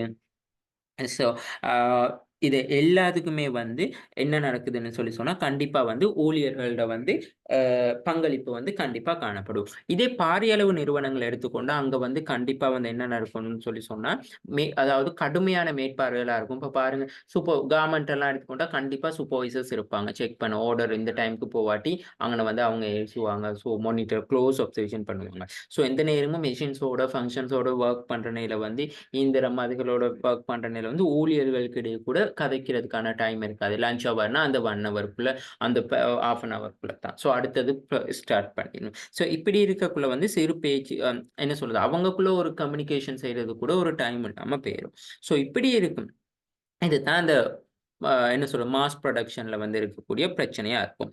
அப்ப நாங்க சேவை நிறுவனத்துக்கு வரும்பொழுது அடுத்து வந்து இங்க வந்து உதாரணமா வந்து ஒரு வணிக வங்கி எடுத்துக்கொண்டாலோ எல்லாத்துலயும் ஓவராலா வந்து என்ன சொல்றது இப்ப நான் சொன்ன மாரி இப்ப இன்சூரன்ஸ் எக்ஸாம்பிள் சொன்ன மாரி, இப்ப பேங்க்ஸ் எடுத்துக்கொண்டா லோன் அப்ளிகேஷனா இருக்கலாம், ஃபைனான்சியல் இன்வெஸ்ட்மென்ட் பண்றதா இருக்கலாம், பவுண்டிங்கா இருக்கலாம். ஸோ இது எல்லாத்துக்குமே வந்து எல்லாருமே வந்து பார்ட்டிசிபேட் பண்ணக்கூடியதா இருக்கும் அந்த எம்ப்ளாயி அந்த நிறுவனத்துல. ஸோ அந்த உயர்தர முடிவுகள் எடுக்கிறதுக்கு சரியான தகவல்கள சரியான நேரத்துல வந்து சரியான நபர்கள் மூலம் பயன்படுத்துறத வந்து எடுக்கலாம். இப்போ உதாரணம் இப்ப பவுனிங் செக்ஷன்ல இருக்க நபர்ன்னு சொன்னா, அவரு இன்றைக்கு பவுனிங் ரேட் இவ்வளவு போகுது. ஸோ இப்ப என்கிட்ட வந்து பவுனிங் தங்க நகை அடகு வைக்கிறவங்களுக்கு நாங்க இவ்வளவு தான் ரேட் குடுக்கணும். ஸோ சரியான தகவல் சரியான நேரத்துல வந்து சரியான நபர் மூலமா கிடைக்கப்படுது. அதுதான் பேஸ் ஆன் அப்படின்ற correct information the correct time and utilise by the correct person.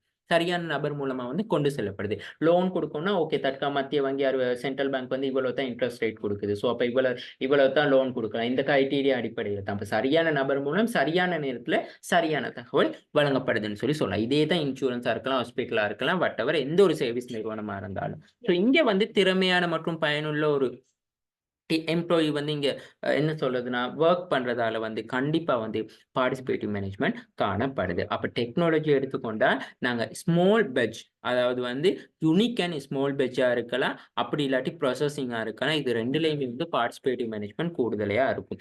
Participative management இல்லாத அதை பார்ட்டிசிபேட் மேனேஜ்மெண்ட் தடையா அமைக்கிற ஒரு தடையா அமைக்கக்கூடிய காரணி இருக்குன்னு சொன்னா டெக்னாலஜில வந்து அதை நாங்க சொல்லுவோம் லார்ஜ் பெட்ச் அண்ட் மாஸ் பெட்ச்ல மட்டும்தான் காணப்படுதுன்னு சொல்லலாம். சரியா? ஓகே. நீங்க இப்படி கூட யோசிக்கலாம். சரி, இப்ப நல்லா இந்த சர்வீஸ் வழங்குற இதுகள்ல ஸ்மால் பேட்ச்ல கூட பார்ட்டிசிபேட் மேனேஜ்மென்ட் இல்லாம போகக்கூடிய சந்தர்ப்பங்கள். ஆமா, ஆமா. அ அப்ப பார்ட்டிசிபேட்டிவ் மேனேஜ்மென்ட் இல்லன்னு சொல்லும் பொழுது வந்து என்ன நடக்கும்னு சொன்னா, இருக்குமா? இல்லாம இருக்குமான்னு கேட்டா, கண்டிப்பா சம்டைம்ஸ் இல்லாம இருக்கலாம். அப்படி இல்லாம இருக்கிற சந்தர்ப்பத்துல வந்து அங்க என்ன நடக்கும்னு சொன்னா, பார்ட்டிசிபேட்டிவ் மேனேஜ்மென்ட் வந்து காணப்படாமலும் போகலாம். அதாவது சிறிய அளவு நிறுவனங்கள்னாலும் பங்கேற்பு முகாமைத்துவம் இல்லாம போறதுக்கான சான்ஸ் காணப்படுது. சரியா? ஓகே. அடுத்ததுக்கு வருவோம் லீடர்ஷிப்.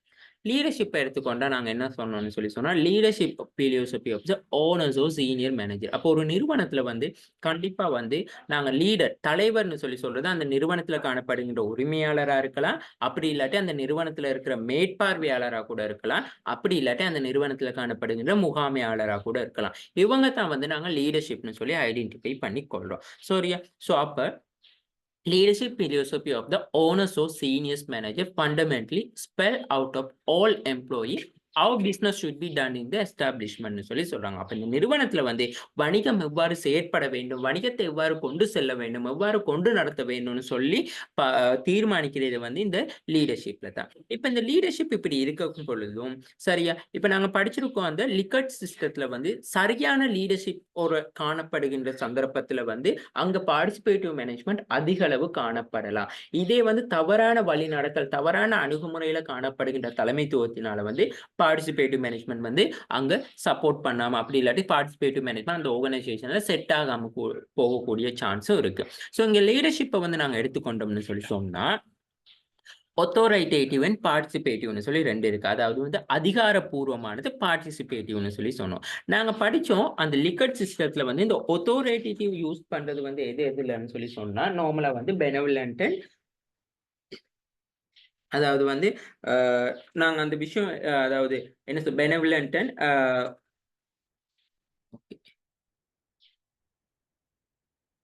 ஓகே. பாருங்க எக்ஸ்ப்ளோரேட்டிவ் அண்ட் பெனவலன்ட். இங்க தான் ஆத்தோரிட்டேட்டிவ் லீடர்ஷிப் வந்து இருக்குதுன்னு சொல்லி படிச்சோம். இதே இந்த கன்சல்டேட்டிவ் அப்படி இல்லாட்டி பார்ட்டிசிபேட்டிவ்னு சொல்லி சொல்றது வந்து இந்த லீடர்ஷிப். இங்க நான் பார்ட்டிசிபேட்டிவ்னு சொல்லி கூட போடலாம். அப்படி இல்லாட்டி கன்சல்டேட்டிவ்னு சொல்லி கூட நாங்க போடலாம். நாங்க படிச்சோம் தானே. இந்த கன்சல்டேட்டிவ் அண்ட் பார்ட்டிசிபேட்டிவ் தான் நாங்க அங்க பார்ட்டிசிபேட்டிவ் மேனேஜ்மென்ட் வந்து சக்சஸ் ஆகுது. இந்த எக்ஸ்ப்ளோரேட்டிவ் அப்படி இல்லாட்டி இந்த பெனவலன்ட்னு சொல்ற இந்த சிஸ்டம் 1 and 2ல வந்து ஆத்தோரிட்டேட்டிவ் அதாவது லீடர்ஷிப் வந்து அதிகாரப்பூர்வ தலைமைத்துவம் வந்து அதிகாரப்பூர்வமா காணப்படக்குள்ள நாங்க படிச்சிருக்கோம். அதாவது அதிகார தலைமைத்துவம், ஜனநாயக தலைமைத்துவம்னு சொல்லி. அப்ப அந்த அதிகாரம் வாய்ந்த தலைமைத்துவத்தின் மேல வந்து அங்க ஊழியர்கள் வந்து பங்கேற்பு மேலாண்மையில வந்து ஈடுபட மாட்டாங்க. எம்ப்ளாயீஸ் வந்து அவங்களுக்கு குடுக்குற வேலையை செஞ்சுட்டு போவாங்க. ஸோ அவங்களால எந்த ஒரு டிசிஷனும் எடுக்க முடியாது. அந்த மாதிரியான விஷயங்கள் காணப்படுது. ஸோ இது நாங்க 2யும் கம்பேர் பண்ணுவோம். authoritative and participative. ஸோ இங்க இந்த பார்ட்டிசிபேட்டிவ் மேனேஜ்மெண்ட்ல லீடர்ஷிப்ல வந்து பார்ட்டிசிபேட்டிவ் மேனேஜ்மெண்ட்க்கு ஆப்ஸ்டாக்கலா இருக்குதுன்னு சொல்லி சொன்னா, நாங்க இந்த ஆத்தோரிட்டேட்டிவ் லெவல்ல மட்டும் தான் ஆப்ஸ்டாக்கலா இருக்கும்னு சொல்லி நாங்க சொல்லலாம். அப்ப இந்த அதிகாரப்பூர்வம்னு சொல்லி சொல்லும் பொழுது employee R required carry out the order from the above the all time. அப்ப இந்த அதிகாரப்பூர்வம்னு சொன்னாலே என்னது? ஊழியர்கள் எல்லா நேரங்கள்லயும் வந்து அவங்க டாப் லெவல்ல வந்து என்ன கமாண்ட் சொல்றதோ, டாப் லெவல்ல வந்து என்ன உங்களுக்கான கட்டளை பிறப்பிக்கப்படுதோ, அதுக்கு அமைய தான் வேலை செய்ய முடியும். அடுத்தது சொல்றாங்க. இது 1. சரி. அடுத்த விஷயம் there is a over emphasis hierarchical organisation structure. அப்ப இங்க நிறுவனத்துல நாங்க நேத்து பார்த்தோம். அதாவது வந்து இங்க வந்து ஒரு நிறுவன கட்டமைப்புல வந்து என்ன நடக்கும்னு சொல்லி சொன்னா, அதாவது வந்து அ ஹைரார்கி லெவல்ல தான் இருக்கும். ஓகே மேனேஜர்னா மேனேஜருக்கான அதிகாரங்கள் காணப்படும். ஸோ அதாவது அதிகாரம்னா அவர் சொல்றத தான் நிறைவேற்றணும். அது கீழ உள்ளவர். ஸோ அவர் டாப் லெவல் மேனேஜர்னா டாப் லெவல் மேனேஜர் சொல்றது தான் மிடில் லெவல் மேனேஜர் கேட்கணும். மிடில் லெவல் சொல்றது தான் லோ லெவல் கேட்கணும். ஸோ இப்படித்தான். லோ லெவல் வந்து சொல்றது வந்து மிடில் லெவலோ, மிடில் லெவல் சொல்றது வந்து டாப் லெவலோ வந்து இங்க கேட்கறதுக்கான சான்ஸே இல்ல. இப்படி இருக்கக்குள்ள வந்து அப்ப எம்ப்ளாயி வந்து என்ன சொல்றது? ஸோ மேனேஜர் எங்களுக்கு சுப்பீரியரோ, எங்களுக்கு லீடரோ, எங்களுக்கு அப்படி இல்லாட்டி என்ன சொல்றது? சீனியரோ, சீனியர் மேனேஜரோ, ஓனரோ என்ன சொல்றாங்களோ அதத்தான் கேட்க முடியும். கம்யூனிகேஷன் தொடர்பாடல் முறை வந்து எப்படி இருக்கும்னு சொல்லி சொன்னா டவுன்வர்ட். அதாவது நான் படிச்ச மாரி மேலிருந்து கீழ் நோக்கியதா தான் காணப்படும். தொடர்பாடல் மெத்தடும் வந்து மேலிருந்து கீழ் நோக்கியதா தான் காணப்படும். ஸோ அவங்களால வழங்கப்படுகின்ற தகவல் மட்டுப்படுத்தப்பட்ட தகவல் லிமிட்டட் இன்ஃபர்மேஷன் மட்டும் தான் எங்களுக்கு வந்து கெதர் ஆகுமே தவிர நாங்க ரிசீவ் பண்ணிக்கொள்ளுவோமே தவிர, அதாவது எல்லாம் ஓவரால் ஆர்கனைசேஷன் இன்ஃபர்மேஷன் வந்து எங்களுக்கு இன்றைக்கு ஆர்கனைசேஷன்ல இப்படி ஒரு டிசிஷன் ஒண்ணு எடுத்திருக்கான்னு சொல்லி சொன்னா, ஓகே அந்த டிசிஷன் வந்து எம்ப்ளாயிக்கு ஏதாவது ரிலேட்டடான மட்டும் தான் வருமே தவிர, அப்படி இல்லாட்டி வந்து எதுவுமே வராது. இப்போ உதாரணத்துக்கு சொல்லப்போனா, ஆர்கனைசேஷன்ல இவ்வளவு ஷேர்ஸ் வந்து கூடியிருக்கு. அப்படி இல்லாட்டி இவ்வளவு என்ன சொல்றது? இவ்வளோ ப்ராஃபிட் வந்து நாங்க ஏர்ன் பண்ணியிருக்கோம். ப்ராஃபிட் ஆஃப்டர் டேக்ஸ் இவ்வளோ. ஸோ அந்த விஷயம் எம்ப்ளாயீஸ் சொல்லணுமா, சொல்லக்கூடாதான்னு சொல்லி தீர்மானிக்கிறதே வந்து இந்த டாப் லெவல்ல உள்ளவங்க தான். ஸோ டாப் லெவல்ல இருந்து ஏதாவது நியூஸ் வந்தா மட்டும் தான் கீழ அந்த மிடில் லெவல்க்கோ, பாட்டம் லெவல்க்கோ வரும். அடுத்தது creative ideas and novel solution to the organisation ப்ராப்ளமா ஆர் டூ கம் பை. அப்ப இங்க வந்து இப்படி இருக்கக்குள்ள வந்து ஆக்கப்பூர்வமான யோசனைகளோ, அதாவது நிறுவனத்தின் சிக்கல்களுக்கு புதுசா ஏதாவது தீர்வு கொண்டு வரதுன்னு சொல்ற விஷயம் வந்து இங்க செட் ஆகாது. அதாவது ரொம்ப கடினமா இருக்கும். எம்ப்ளாயீஸ் இப்படி ஆடா இருக்கக்குள்ள, மேனேஜர்ஸ் இப்படி இருக்கக்குள்ள வந்து அவங்க எதுவுமே சொல்ல மாட்டாங்க. நான் நேத்து சொன்ன மாரி தான். ஏதாவது பிரச்சனைன்னு வந்தா கடைசியா ஓகே நீங்க சொன்ன டிசிஷன் வந்து இப்படி பிழைச்சிருச்சு. ஸோ அவர் பயம். ஸோ அதத்தான் இங்க என்ன சொல்றாங்க. ஸோ அப்ப இங்க வந்து இந்த ஆத்தோரிட்டேட்டிவ் லெவல்ல வந்து பார்ட்டிசிபேட்டிவ் மேனேஜ்மென்ட் வந்து வொர்க் அவுட் ஆகாது. அடுத்தது பார்ட்டிசிபேட்டிவ். அப்படி இல்லாட்டி நாங்க சொல்லுவோம் கன்சல்டேட்டிவ்னு சொல்லி ஆலோசனை வழங்குறதுன்னு சொல்லி சொல்லுவோம். ஸோ இங்க வந்து எப்படின்னு சொல்லி சொன்னா, முடிவெடுக்கிறது. Employee can contribute the decision making. அப்ப ஏதாவது இந்த நிறுவனத்த பொறுத்தளவுல வந்து அதாவது நாங்க சொல்லலாம் இங்க உதாரணத்துக்கு வந்து இந்த டெமோக்ராட்டிக் லீடர்ஷிப் அப்படியான இருக்கிற சந்தர்ப்பத்தில எல்லாம் வந்து இந்த பங்கேற்பு மேலாண்மை வந்து சக்சஸ் ஆகும். அதாவது வந்து அந்த முகாமையாளர் வந்து ஒரு தீர்மானம் எடுக்கும் பொழுது, தன்னோட பணியாற்றுகின்ற சகல தரப்பினரை வந்து ஒன்றிணைச்சு கொண்டு தீர்மானம் எடுக்கிறாரு. ஸோ ஏணியோட கருத்துக்களை கேட்டு செவியும் எடுக்கிறாரு. ஸோ முகாமையாளரா இருக்கலாம், தலைவரா இருக்கலாம், நிறுவன உரிமையாளரா இருக்கலாம். இப்ப ஏனையோருடையும் வந்து பங்கு பற்ற செஞ்சு கொள்றாரு. ஒரு நிறுவனத்துல வந்து ஏற்படுற செயற்பாடுகளுக்கோ, புதிய விஷயங்களுக்கு தீர்மானம் எடுக்கக்குள்ள. ஸோ பார்ட்டிசிபேட்டிவ் மேனேஜ்மென்ட்ல வந்து அந்த மாதிரியான ஸ்கில்ஸ் காணப்படக்குள்ள அந்த கண்டிப்பா வந்து சக்சஸ் ஆகும் அந்த நிறுவனம் வந்து பார்ட்டிசிபேட்டிவ் மேனேஜ்மென்ட்ல. The hierarchical are much wider compare to the authoritative structure. அதாவது வந்து இங்க வந்து எப்படி இருக்கும்னு சொல்லி சொன்னா, ஹைரார்க்கியா much wider compare to the authority ஸ்ட்ரக்சர்ன்னு சொல்லி சொல்றாங்க. அதாவது வந்து இங்க கட்டமைப்பு, நிறுவன கட்டமைப்பு வந்து நாங்க ஆத்தோரிட்டி லெவல விட கம்பேர் பண்ணக்குள்ள வந்து ரொம்ப வந்து அ என்ன சொல்றதுன்னு சொல்லி சொன்னா, அ ஈஸினஸா இருக்கும்னு சொல்றாங்க. அதாவது இது வந்து authority லெவல்ல வந்து கட்டமைப்பு. இந்த இந்த டைப்ல இருக்கும். சரியா? இப்படி மேல இருந்து கீழ் நோக்கியதா இருக்கும். ஓகேயா? ஆனா இதே இந்த பார்ட்டிசிபேட்டிவ்லன்னு சொல்லக்குள்ள வந்து இப்படி மேனேஜர் இருப்பாரு. ஓகே. எல்லாருக்குமே வந்து சம அளவுல வந்து போய்க்கொண்டு இருக்கும். ஸோ இதுதான் வந்து இது வந்து authority லெவல்ல இருக்கக்கூடிய நாங்க ஸ்ட்ரக்சர் சொல்லுவோம். ஆர்கனைசேஷன் ஸ்ட்ரக்சர்ன்னு சொல்லலாம். இது வந்து நார்மலா வந்து பார்ட்டிசிபேட்டிவ்ல அதாவது கன்சல்டேட்டிவ் லெவல்ல இருக்கக்கூடிய ஆர்கனைசேஷன் ஸ்ட்ரக்சரா இருக்கும். சரியா? ஸோ இதெல்லாம் நாங்க படிச்சிருக்கோம் தானே மேனேஜ்மென்ட் அண்ட் பிராக்டிசஸ்ல வந்து லெவல் 3ல படிச்சிருப்போம். நிறுவன கட்டமைப்புன்னு சொல்லி. ஸோ நிறுவன கட்டமைப்புக்குள்ள வர விஷயம் தான். ஓகே. ஓகே. அடுத்தது வந்து communication it's a two way. அதாவது வந்து இங்க தொடர்பாடல் முறை எப்படி இருக்கும்னு சொன்னா, கீழிருந்து மேல் நோக்கியதா இருக்கும். அதாவது அப்வர்ட் அதாவது கீழிருந்து மேல் நோக்கியதாவும், மேல இருந்து கீழ் நோக்கியதாவும் இருக்கும். மேல இருந்து கீழ் நோக்கியதா, கீழ இருந்து மேல் நோக்கியதா. ஸோ முகாமையாளர் சொல்றத வந்து ஊழியர்கள் கேட்பாங்க. ஊழியர்கள் சொல்றத முகாமையாளர் செவிமடுப்பார். ஸோ அங்க இரு தரப்பினர்களும் வந்து ஒருத்தர் சொல்ற வர விஷயங்கள், கருத்துக்களுக்கு வந்து செவிமடுப்பாங்கன்னு சொல்றாங்க. There is a room creative solution. Okay. அப்ப இங்க வந்து என்ன நடக்கும்னு சொன்னா, ஆக்கப்பூர்வமான தேர்வுகளுக்கு வந்து அதிக அளவு வந்து வழிகள் காணப்படுதுன்னு சொல்றாங்க. There is a room for creative solution. அப்படி இல்லாட்டி there is a creative solution சொன்னாலும் பிரச்சனையே இல்ல. ஸோ அப்ப இங்க வந்து இந்த பார்ட்டிசிபேட்டிவ்ல வந்து சொல்லப்போனா வந்து, அதாவது வந்து தீர்வுகளுக்கு வந்து ஒரு வழிகள் கிடைக்கும். ஸோ ஏன்னு சொன்னா இங்க வந்து எல்லாரும் பங்கு பற்றலாம்.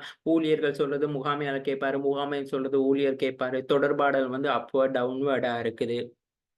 ஸோ இதனையில வந்து அப்ப கண்டிப்பா வந்து ஊழியர்கள் வந்து புது புது விஷயங்கள வந்து கொண்டு வராங்க. ஓகே எனக்கு இப்படி ஒரு ஐடியா இருக்கு. நான் இத ஆர்கனைசேஷன்ல அப்ளை பண்ணி பார்க்கட்டா? ஸோ ஏதாவது மீட்டிங்ல ஏதாவது சார் உங்களோட ஏதாவது ஐடியா, தாட்ஸ் இருக்குன்னு சொன்னா, அவங்க பயப்படாம எழும்பி சொல்லுவாங்க. ஓகே எனக்கு இந்த ஐடியா இருக்கு, இந்த தாட்ஸ் இருக்கு. அப்ப மேனேஜர் ஓகே நாங்க இத வந்து எக்ஸிக்யூட் பண்ணி பார்ப்போம். இது சக்சஸ் ஆகுதுனா ஓகே. ஸோ டவுன் ஆகுனா நத்திங் வெரின்னு சொல்லிட்டு இருப்பாரு. ஸோ இந்த மாரியான நிறுவனங்கள்ல வந்து பார்ட்டிசிபேட்டிவ் மேனேஜ்மென்ட் வந்து கண்டிப்பா இருக்கு. ஃபார் எக்ஸாம்பிள் வந்து இப்ப எங்கட ஆர்கனைசேஷன்லனாலும் இந்த பார்ட்டிசிபேட்டிவ் மேனேஜ்மென்ட் சொல்ற விஷயம் வந்து சக்சஸ்ஃபுல்லா போய்க்கொண்டு இருக்கு. ஸோ ஒரு டிசிஷன் மேக்கிங் எடுக்கிறேன்னா முதல்ல வந்து அந்த பிரச்சனைய வந்து நாங்க லோ லெவல்ல இருக்க எம்ப்ளாயீஸ் கிட்ட வந்து கொண்டு போறது. ஸோ லோ லெவல் எம்ப்ளாயீஸ்ட்ட இருக்க அவங்களோட சுப்பீரியர் மூலமா. ஸோ அவங்க அந்த லோ லெவல் எம்ப்ளாயி வந்து அந்த பிரச்சனைய வந்து அவங்கட்ட சொன்னோனே, எவ்வளோ அ அ இதாகுனாலும் ஸோ அவங்களுக்கு வந்து என்ன செய்றதுன்னு சொன்னா, ஐடியாஸ் நாங்க கேட்டுக்கொள்றது. ஸோ அந்த ஐடியாஸ வந்து எடுத்துக்கொண்டு அடுத்த லெவல்ல இருக்க எம்ப்ளாயி கொண்டு போறது. அவங்களோட ஐடியாவையும் சேர்த்து சொல்றது. ஸோ அப்படியே வந்து அ ஒவ்வொருத்தர்ட்டயும் அப்படியே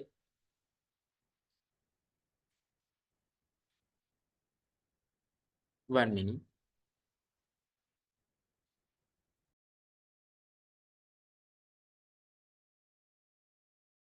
ஸோ, அப்ப நான் பார்ட்டிசிபேட்டிவ் மேனேஜ்மென்ட்ல நாங்க பார்த்தோம். முதலாவது வந்து அப்ப டெக்னாலஜிய பத்தி பார்த்தோம். ஸோ, அடுத்தது வந்து லீடர்ஷிப்ப பத்தி பார்த்தோம். சரி, இப்ப அடுத்தது வந்து நாங்க பார்க்க போறது the skills and ability of the employees. அதாவது 2 remarkable changes in the industry. அப்ப அதாவது வந்து the skills and ability of எம்ப்ளாயீஸ்ன்னு சொன்னா, ஒரு ஆர்கனைசேஷன்ல வேலை செய்ற ஊழியர்கள்ட வந்து அவங்களோட திறன்கள் மற்றும் அவங்களோட வந்து அபிலிட்டீஸ்ன்னு சொன்னா, அவங்க என்ன மாரியான அதாவது வந்து என்னது?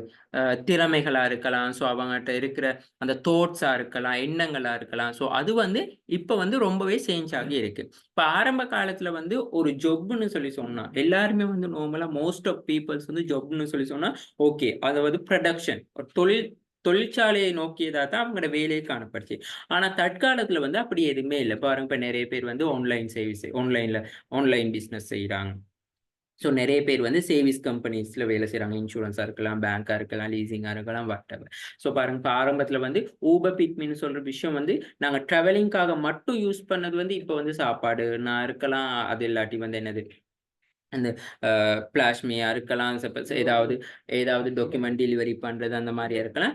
எல்லாத்துக்குமே யூஸ் ஆகுது. ஸோ இது வந்து ஃபுல்லாவே வந்து இந்த பார்ட்டிசிபேட்டிவ் மேனேஜ்மென்ட் சொல்ற விஷயத்துக்கு வந்து ரொம்ப பங்களிப்பு செய்யுது. இப்போ உதாரணத்துக்கு சொல்லப்போனா வந்து, இந்த தொழில் துறையில வந்து 2 விஷயங்கள் வந்து மெயினா மாற்றம் காணப்பட்டிருக்கு. முதலாவது ஸ்கில்ஸ் அண்ட் பாருங்க there are gradual shift in employee from the manufacture sector to service orient sector. சரியா? அதாவது என்ன சொல்றான்னு சொன்னா, உற்பத்தி துறையில வந்து பார்த்தீங்கன்னு சொல்லிட்டு சொன்னா, நெறைய பேர் வந்து ஆரம்பத்துல அதாவது வந்து ஆரம்பத்துல எல்லாருமே உற்பத்தி துறையை நோக்கி மட்டும் வேலைக்கு போனவங்க இப்ப வந்து உற்பத்தி துறையில இருந்து சேவை துறையை நோக்கி வேலைக்கு வந்து நகர்வு செஞ்சிருக்காங்க. சோ அப்ப நான் பார்த்த முதல்லயே சேவை துறையில வந்து கண்டிப்பா பார்ட்டிசிபேட்டிவ் மேனேஜ்மெண்ட் காணப்படுது. அப்ப இங்க வந்து கண்டிப்பா வந்து சேவிஸ் ஓரியன்ட்ல வந்து என்ன நடக்கும்னு சொன்னா பார்ட்டிசிபேட்டிவ் மேனேஜ்மெண்ட் காணப்படுது. இன்னொரு விஷயம் இதுல நோட் பண்றேன்னா என்ன விஷயம் நோட் பண்ணணும்னு சொன்னா இப்ப நாங்க வந்து எம்ப்ளாயிஸ் எடுத்துக்கொண்டா ரொம்பவே வந்து எஜுகேட்டடான பீப்பிள், ரொம்ப ஸ்கில்ஸ் ஆனவங்க தான் இருக்காங்க. ஸோ இப்படி இருக்கும் பொழுது, இப்படி காணப்படும் பொழுது, அவங்களோட வந்து மெயினாவே வந்து எம்ப்ளாயிஸ் அவங்க நாலேஜபிளான எம்ப்ளாயிஸா இருக்கக்குள்ள அவங்களோட தாட்ஸ் அவங்க எல்லாமே வந்து ரொம்ப சப்போர்ட்டிவா இருக்கும் அந்த ஆர்கனைசேஷனுக்கு. ஸோ இதே டெக்னாலஜி சார்ந்ததா என்ன சொல்றது, இயந்திரமயப்படுத்தப்பட்டதா உற்பத்தி துறை சார்ந்ததா இருக்கக்குள்ள வந்து இப்ப மாஸ் ப்ரொடக்ஷன் அந்த மாதிரியான சந்தர்ப்பத்துல வந்து அவங்க பார்ட்டிசிபேட்டிவ்க்கு வந்து ரொம்ப இன்வால்வ் ஆகுறது குறைவா இருக்கும். அடுத்த ரீமார்க்கபிள் ஹிஸ்டரின்னு சொல்லக்குள்ள வந்து the skills and ability to the large production employee how moved away from the basically manual oriented to basically knowledge oriented. அதாவது வந்து இந்த உற்பத்தியாளர்கள் திறன்கள்னு சொல்லக்குள்ள வந்து எல்லாமே மெனுவலா இருந்த விஷயங்கள் எல்லாமே வந்து இப்ப என்ன நடக்குதுன்னு சொன்னா நாலேஜ் ஓரியன்டேஷனுக்கு போயிடுச்சு. அதாவது இப்போ ஒரு ஒர்க் ஆரம்பத்துல செய்யணும்னு சொன்னா ஓகே இப்ப நாங்க பாருங்க கோவிட்-19 பிறகு எல்லாருமே வந்து இந்த லேர்னிங் சிஸ்டத்தை வந்து ஏற்றுக்கொண்டாங்க. ஓகே இப்ப முதல்ல எல்லாம் வந்து இல்ல நேரா பிள்ளைகளோட கல்வி அறிவுன்னு சொல்லக்குள்ள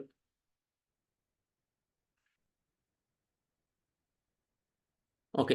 பிள்ளைகளோட கல்வி அறிவுன்னு சொல்லக்குள்ள கண்டிப்பா வந்து பிள்ளைகள் வந்து அந்த இடத்துக்கு போயிட்டு படிச்சாதான் படிச்சு கொள்ள முடியும்னு சொன்னாங்க. 1 மினிட்.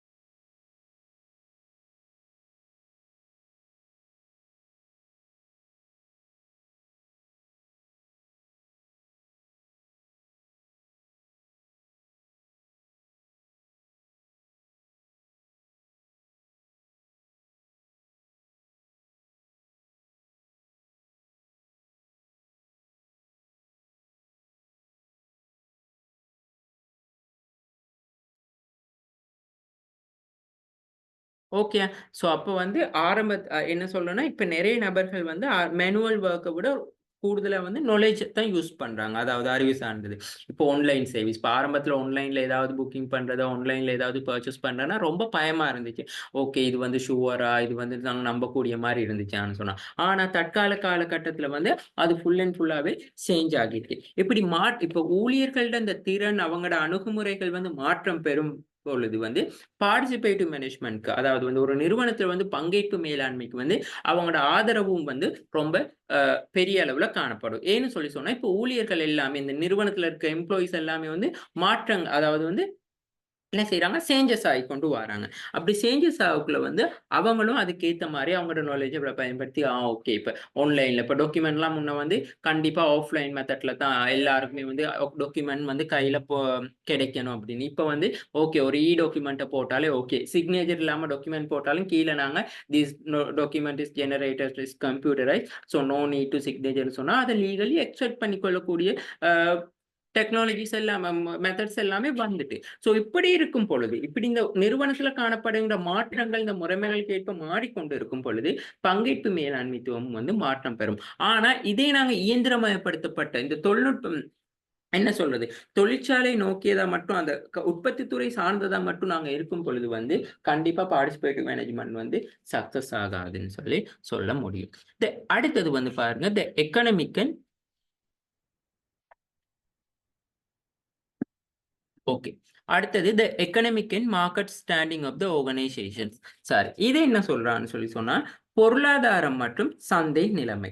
இப்ப ஒரு விஷயத்தை எடுத்துக்கொண்டா மார்க்கெட்டிங் ஸ்ட்ராட்டஜின்னு சொல்ற விஷயம், சந்தைப்படுத்தல் தந்திரோபாயம்னு சொல்ற விஷயம் ரொம்ப ஹை பீக் லெவல்ல இருக்கு. காரணம் டே டு டே ஏதாவது ஒரு விஷயம் சேஞ்சஸ் ஆகி கொண்டு இருக்கு.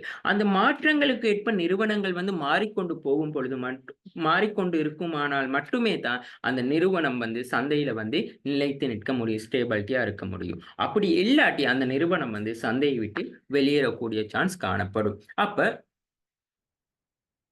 நார்மலாக பார்த்தீங்கன்னு சொன்னால் எக்கனாமிக்ஸ் எல்லாமே இப்போ ஓப்பனாக தான் இருக்குது. அதாவது இப்போ நீங்கள் படிப்பீங்க, இதில் கிளாஸ் சப்ஜெக்ட் ஒன்று ட்ரேட் ப்ரொடக்ஷனிசம்னு சொல்லி படிப்பீங்க, அப்படி இல்லாட்டி ஓப்பன் எக்கனமின்னு சொல்லி படிப்பீங்க, திறந்த பொருளாதாரம். நாங்கள் மேக்ரோ எக்கனாமிக்கில் படிச்சிருக்கோம், மூடிய க்ளோஸ் சிஸ்டம் அண்ட் ஓப்பன் சிஸ்டம்னு சொல்லிடலாம். அப்போ இந்த திறந்த பொருளாதார நிலைமை அது அப்படியெல்லாம் காணப்படும் பொழுது இந்த தொழில்நுட்பம் டெக்னாலஜியாக இருக்கலாம், வேர்ல்ட் வைட் உலகம் ஒரு சிறு கிராமமாக குளோபலைசேஷன் மூலமாக கிராமமாக சுருங்கப்பட்டுருச்சு. ஸோ இப்படி சுருங்கப்பட்டதுனால என்ன நடக்குதுன்னு சொல்லி சொன்னா இப்ப ஒரு ஒரு சேஞ்சஸ் டக்குனா என்ன நடக்குதுன்னு சொல்லி சொன்னா ஹோல் ஆர்கனைசேஷனும் அந்த சேஞ்சஸ்க்கு ஏற்ப மாற்றத்தை ஏற்படுத்திக் கொள்ளக்கூடியதா காணப்படுது. ஸோ இப்படி மாற்றங்களுக்கு ஏற்ப அந்த நிறுவனங்கள் மாற்றமாகும் பொழுது, சேஞ்சஸ் ஆகும் பொழுது என்ன நடக்கும்னு சொல்லி சொன்னா பல்வேறு நன்மைகளை பெற்றுக்கொள்ள முடியும். அது மட்டும் இல்லாம பல்வேறு வகையான என்ன சொல்றதுன்னு சொல்லி சொன்னா பல்வேறு வகையான நலன்களை பெற்றுக்கொள்ள முடியும். ஓகே, இப்ப நாங்க உதாரணத்துக்கு எடுத்துக்கொள்வோம். COVID-19க்கு பிறகு ஒர்க் ஃப்ரம் ஹோம் கான்செப்டை எல்லா ஆர்கனைசேஷனும் ஏற்றுக்கொண்ட நிலை தான் ஆர்கனைசேஷன்கள் மூடாம தொடர்ந்து கண்டினியூஸா அந்த ஜாப் என்ன நடந்துச்சுன்னு சொல்லி சொன்னா ப்ராசஸ் ஆகிக்கொண்டு இருந்துச்சு. இதே ஓகே, நாங்க அந்த ஒர்க் அதாவது work from home concept set ஆகல, சூட்டபிள் ஆகல, அதாவது ஆர்கனைசேஷன் அந்த சேஞ்சஸ் அந்த வேர்ல்ட் வைட் சேஞ்சஸ்க்கு ஏற்ப எங்களால சேஞ்ச் ஆகிக்கொள்ள முடியாட்டி நாங்க அந்த டைம் COVID-19 டைம்ல எங்களோட ஆர்கனைசேஷன் என்ன நடக்கும், ஃபெயிலியரா போயிருக்கும். ஸோ அதனால என்ன சொல்றான்னு சொல்லி சொன்னா ஏதாவது ஒரு மாற்றங்கள் இடம்பெறும் பொழுது அந்த மாற்றத்தை நோக்கி என்ன செய்யணும்னு சொல்லி சொன்னா நாங்க சேஞ்ச் ஆகக்கூடியதா இருக்கணும். ஸோ அப்படி மாற்றங்கள் நோக்கி சேஞ்ச் ஆகும் பொழுது தான் அந்த பங்கேற்பு முகாமைத்துவத்துல என்ன நடக்கும்னு சொன்னா ஊழியர்கள் பங்கு பற்றலுக்கு சப்போர்ட்டிவா இருக்கும்னு சொல்லி சொல்றாங்க. இப்போ உதாரணம் பாருங்க, ஓகே, இப்போ ஒர்க் ஃப்ரம் ஹோம் கான்செப்டை எல்லாரும் அக்செப்ட் பண்ணிக்கொண்டா எம்ப்ளாயிஸ் என்ன செய்வாங்க, ஓகே அதுக்கு ஏற்ற மாதிரி ஒர்க் அந்த ஆர்கனைசேஷன்ல ஒர்க் செய்வாங்க. ஓகே, நாங்க வீட்டுல இருந்தாலும் அந்த நிறுவனத்துக்காக வேலை செய்யணும், அந்த மாதிரியான ஒரு தோட்ஸ் ஒரு உருவாகும். ஸோ COVID-19 டைம்லயும் இப்படியான இக்கட்டான சூழ்நிலையும் கூட எங்களுக்காக நிறுவனம் ஆதரவா இருக்கு. ஸோ நாங்க நிறுவனத்துக்கு சப்போர்ட் பண்ணணும்னு சொல்லி ஒரு தோட்ஸ் ஒன்று கிரியேட் ஆகும். நாங்க கடைசியா படிச்ச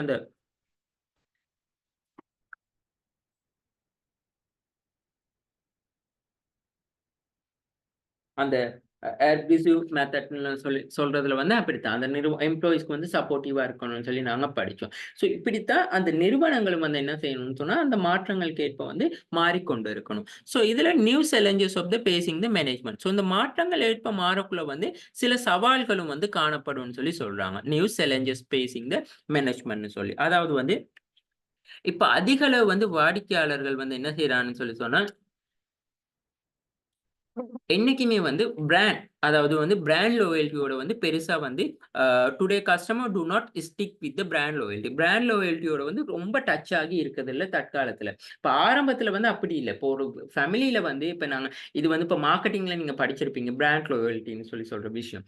ஸோ லெவல் 3ல ஸோ அந்த பிராண்டிங்னு சொல்ற விஷயம் ஆரம்பத்துல காலகட்டங்கள் அதிக அளவு ஒரு பார்க்கப்பட்ட விஷயம். ஓகே, எனக்கு இந்த பிராண்ட்ல அந்த ப்ராடக்ட் இல்லாட்டி நான் அந்த வேற எந்த ப்ராடக்ட்டுமே யூஸ் பண்ண மாட்டேன்னு சொல்ற ஒரு கான்செப்டுக்கு ஒரு ட்ரெண்ட்ல இருந்தாங்க.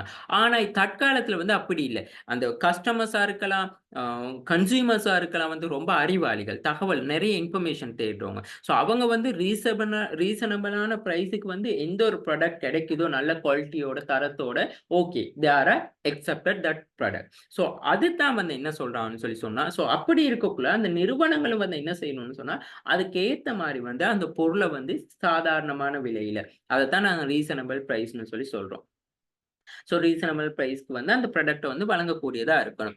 அடுத்தது இந்த சந்தையில இந்த மார்க்கெட்ல அதுதான் ரிவல் ஃபார்ம்ஸ், அதாவது சந்தையில காணப்படுற போட்டி நிறுவனங்கள் அதாவது என்ன சொல்றான்னு சொல்லி சொன்னா, same market do not the suffers the real competition by the curdled arguments.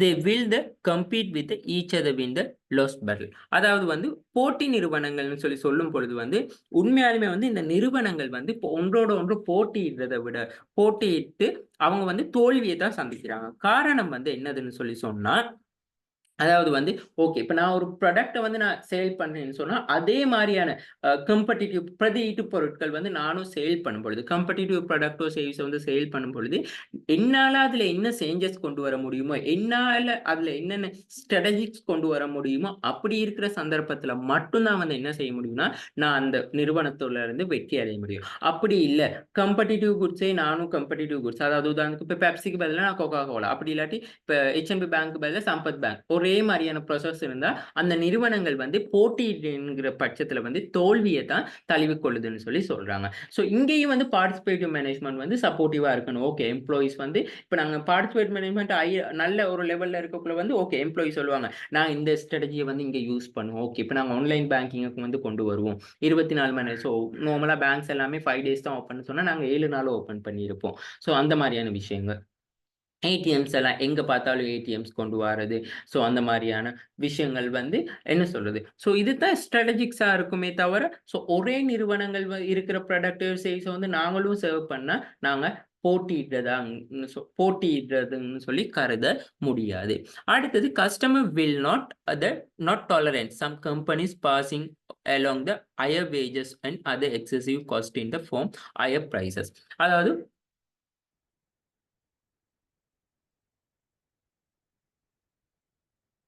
அதாவது வந்து இப்ப வாடிக்கையாளர்கள் வந்து பொதுவா வந்து அதிக அளவிலான அதாவது கம்பெனி பார்த்தீங்கன்னா higher wages of other excessive cost in the from the higher prices. அதாவது அதிக அளவான சம்பளம் கொடுக்குறாங்க, அதிக அளவிலான விலையில வந்து நாங்க பொருளை வாங்கணும், அதிக அளவு செலவு செய்யணுங்கிற வந்து ஒரு தாட்ஸ் வந்து இருக்காது. காரணம் வந்து நிறுவனங்கள் என்ன செய்யணும்னு சொல்லி சொன்னா, அந்த செலவு அடிப்படையிலான தான் வந்து அந்த பொருளுக்கான பிரைஸை வந்து தீர்மானிக்கணும். நாங்க பிரைஸுக்கு அடிப்படை அதாவது வந்து விலையை நிர்ணயிச்சு கொண்டு நாங்க என்ன செய்ய இயலாது. நாங்க அந்த பொருளை சந்தையில உற்பத்தி செய்ய முடியாது. அந்த பொருளுக்கு ஏற்படுற செலவை பேஸ் பண்ணி தான் நாங்க என்ன செய்யணும்னு சொன்னா, விலைய நிர்ணயிக்க முடியணும்னு சொல்லி சொல்றாங்க. அப்ப அப்படி இருக்கிற சந்தர்ப்பத்துல வந்து, நாங்க அதான் நாங்க சொன்னோம். அந்த ரீசனபிளான பிரைஸ்க்கு வந்து ஒரு ப்ராடக்ட்ட வந்து கொண்டு வரணும். ஸோ இப்படி வந்து நாங்க கொண்டு வரும்பொழுது, அந்த நிறுவனம் வந்து சர்வைவல் ஆகி இருக்கும்னு சொல்லி சொல்றாங்க. இப்போ கோவிட் டைம்லலாம் வந்து இப்ப இந்த ப்ராடக்ட் எல்லாம் ஒரு சில ப்ராடக்ட் சர்வீஸ் எல்லாம் வந்து பெரிய டிமாண்டா இருந்துச்சு. ஆனா அதே அளவுல வந்து டிமாண்டா இருந்தாலுமே வந்து, ஸோ அது வந்து ஒரு ரீசனபிளான பிரைஸா இருக்கக்குள்ள வந்து, ஸோ அதுக்கு எல்லாருமே வந்து என்ன செஞ்சாங்கன்னு சொல்லி சொன்னா, ஓகே.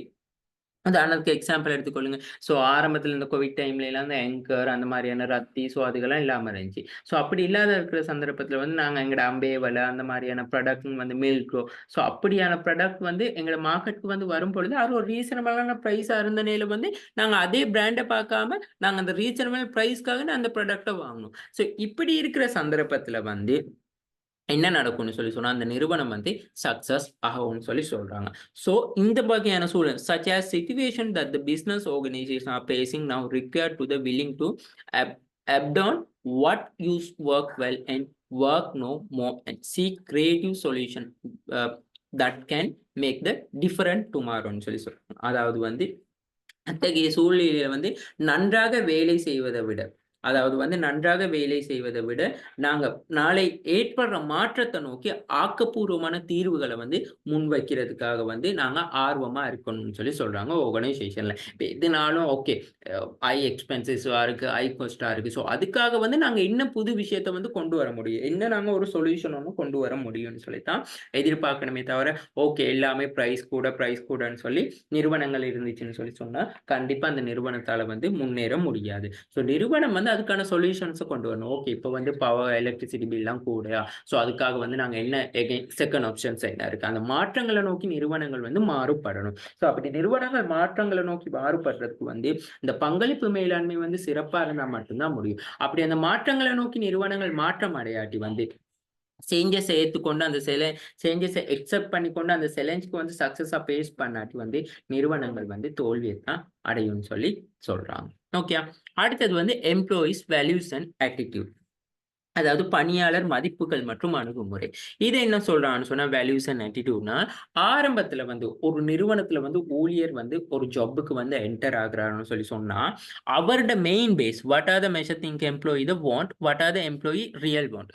உண்மையாலுமே வந்து எம்ப்ளாயி வந்து ஆரம்பத்துல வந்து செலரிய மட்டும் எதிர்பார்த்து கொண்டு வந்தாங்க. செலரி எனக்கு ஓகே இந்த ஆர்கனைசேஷன் நேம் நல்லா இருக்கணும். அதாவது நாங்க பார்த்தோம் மேனுஃபேக்சரிங் ஆர்கனைசேஷனா இருந்தா எங்களுக்கு வொர்க் சேஃப்பா இருக்கும் ஓகேன்னு சொல்லி. சர்வீஸ் ஓரியன்டட்க்கெல்லாம் பெருசா போறதே இல்ல யாரும். ஸோ அதோட வந்து சேலரி ஸ்கேல் வந்து நல்லா இருந்துச்சுன்னு சொன்னா போங்க. ஆனா இப்ப வந்து அப்படி இல்ல. ரொம்பவே மாறிருச்சு. எம்ப்ளாயிக்கு வந்து அந்த ஆர்கனைசேஷன்ல வந்து முதல்ல வொர்க் ஸ்பிரிச்சுவாலிட்டி. அதாவது வந்து அந்த வொர்க் செய்யக்கூடிய கலாச்சாரம், நிறுவன கலாச்சாரம் சிறந்த முறையில இருக்கணும். ஸோ அதுதான் உண்மையாலுமே எம்ப்ளாயி தற்காலத்துல வந்து எதிர்பார்க்குறாங்க என்னது? நல்ல குட் பே, நல்ல செலவழிக்க அதாவது வந்து இப்ப நிறுவனம் முகாமைத்துவத்துல வந்து என்ன எதிர்பார்க்குன்னா, ஃபர்ஸ்ட் வந்து எம்ப்ளாயி வந்து நல்ல சம்பளத்த எதிர்பார்க்கிறாரு. அடுத்தது ஜாப் பாதுகாப்ப எதிர்பார்க்கிறாரு. புரமோஷன் அண்ட் குரோத் அதாவது வந்து என்ன சொல்றது? புரமோஷன எதிர்பார்க்கிறாங்க. 3வது ஸ்டெப். 4வது வந்து குட் வொர்க்கிங் அதாவது சிறந்த முறையில வேலை செய்ய எதிர்பார்க்கிறாங்க. குட் வொர்க்கிங் அதாவது சிறந்த நிபந்தனைகள். இது நாங்க படிச்சிருக்கோம் என்னதுன்னு சொன்னா, லெவல் 3ல வந்து சைக்காலஜிக்கல், ஆர்கனைசேஷன் சைக்காலஜிக்கல்னு சொல்ற சப்ஜெக்ட்ல வந்து நாங்க படிச்சிருக்கோம். ஸோ நாங்க படிக்கிற எந்த விஷயமுமே வந்து நாங்க கண்டிப்பா ஏதோ ஒரு லெவல்ல வந்து டச் பண்ணியிருப்போம். ஸோ அதுதான் நாங்க அந்தந்த லெவல் படிக்கும் பொழுது, அந்தந்த லெவல வந்து நாங்க அக்யூரேட்டா சரியா நாங்க படிச்சு கொண்டோம்னு சொல்லி சொன்னா, பாஸ் பண்றதுக்காக படிச்சோம்னு சொல்லி சொன்னா, இந்த விஷயங்கள்லாம் இப்ப எங்களுக்கு புதுசா தான் தோணும்.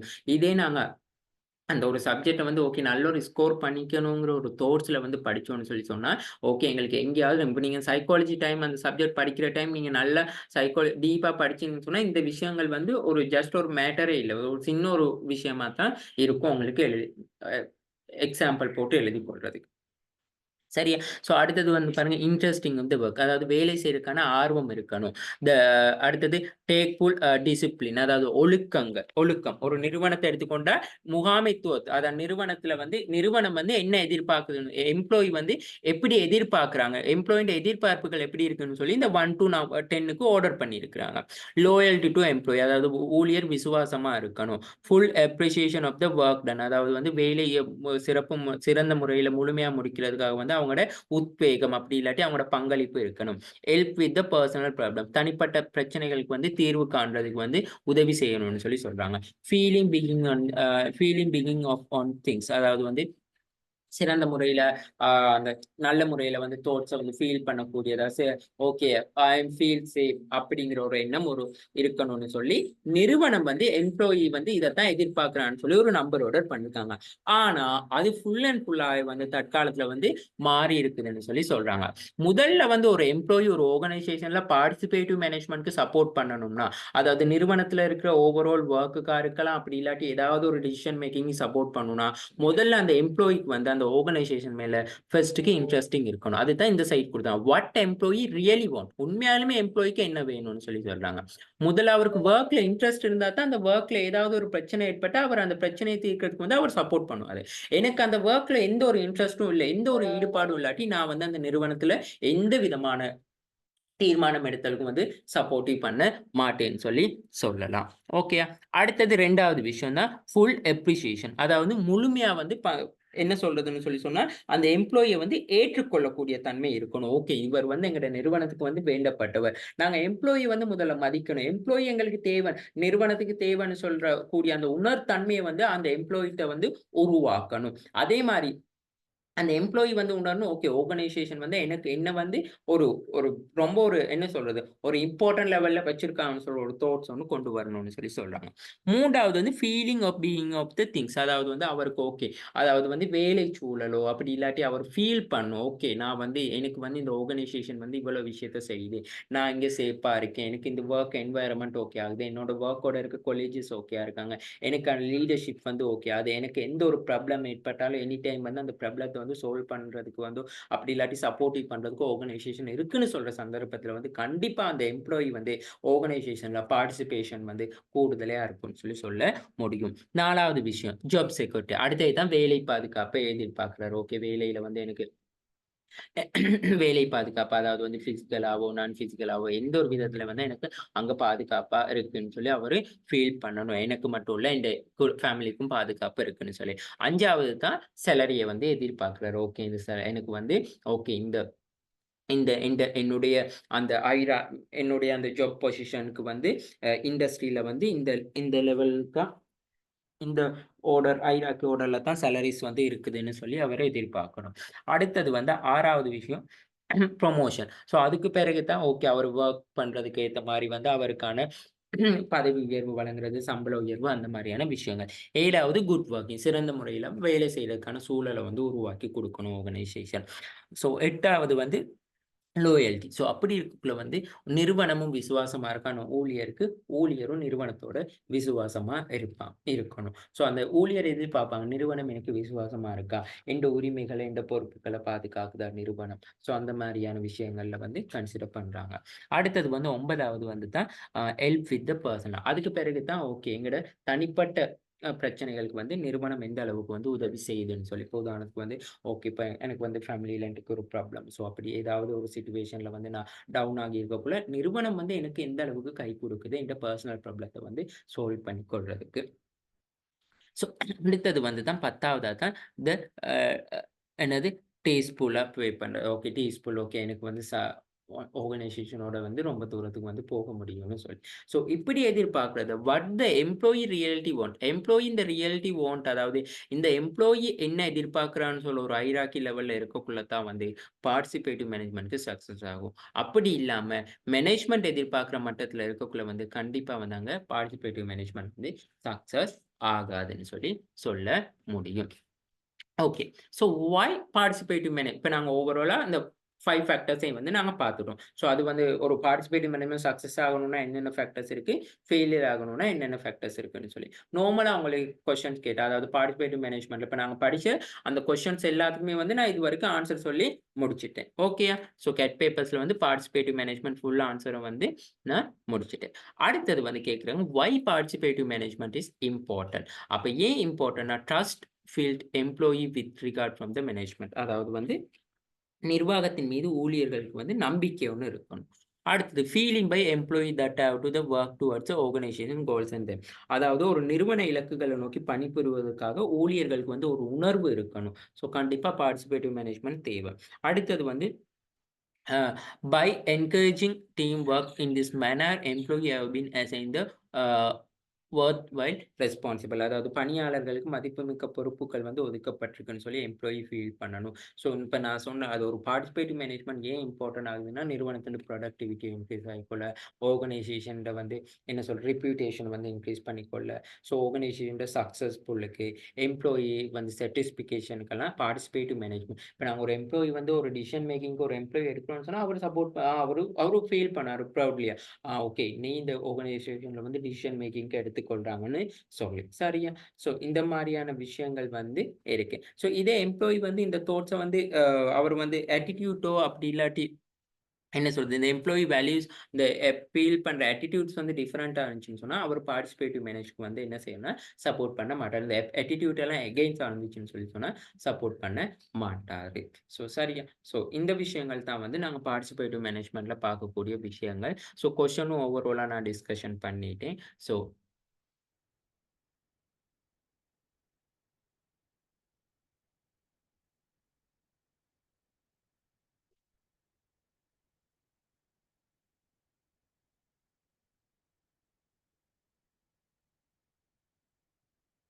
ஓகே. அப்ப பாருங்க, இந்த முதலாவது கொஸ்டின்ல டிசிஷன் மேக்கிங்க்கு வந்து இந்த அதாவது supporting the organisational factors participative decision making side in suitable example. அப்ப அந்த 5 ஃபேக்டர்ஸையும் எழுதுனா எந்த பிரச்சனையுமே இல்ல எக்ஸாம்பிளோட. அடுத்தது வந்து understanding the leadership and participative management. அதாவது நான் அத சொல்றேன்னு சொல்லியிருந்தேன் 2018 கொஸ்டின்ல.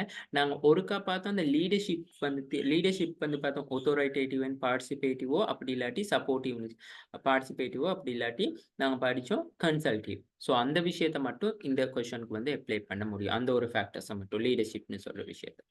அடுத்தது வந்து நாங்க 3 டிஸ்கஷன்ல பார்ப்போம். ஸோ இங்கனே வந்து கேட்டிருக்காங்க என்னது suitable environment participative briefly describe the each flowing in the example for the local as well as global. Global 2 எக்ஸாம்பிளையும் வந்து பயன்படுத்தி எழுத சொல்றாங்க. அதாவது வந்து பார்ட்டிசிபேட்டிவ் அப்ப இந்த கொஸ்டின் வந்து பாருங்க, நார்மலா வந்து answer the 2 questions the all question carry equal marks. 2 question தான் வந்து எழுத சொல்லியிருக்காங்க. Answer any 2 question. அப்போ ஒரு கொஸ்டினுக்கான மார்க்ஸ் எவ்வளோ 50 மார்க். அப்போ 50 மார்க்ஸ்னா நாங்கள் என்ன செய்யணும்? பார்ட்டிசிபேட்டிவ் மேனேஜ்மெண்ட்னா என்னது, பார்ட்டிசிபேட்டிவ் மேனேஜ்மெண்ட் டிசிஷன் மேக்கிங்னா என்னது, பார்ட்டிசிபேட்டிவ் மேனேஜ்மெண்ட்ல இருக்கிற அந்த 3 வகையான தியரிஸ் என்னது, ஸோ அடுத்தது இந்த பார்ட்டிசிபேட்டிவ் மேனேஜ்மெண்ட்ல காணப்படுகின்ற 5 வகையான ஃபேக்டர்ஸ் என்னதுன்னு சொல்லி ஓவராலா எழுதினா தான் 50க்கு 50 மார்க்ஸும் கிடைக்கும். சம்டைம்ஸ் இந்த மாதிரி உங்களுக்கு அப்படி 2 கொஸ்டினை போட்டு இருக்கக்கூடிய சான்ஸ் இருக்கு. ஓகே, ஸோ பேப்பர் எப்படி செட் பண்றாங்கன்னு தெரியா,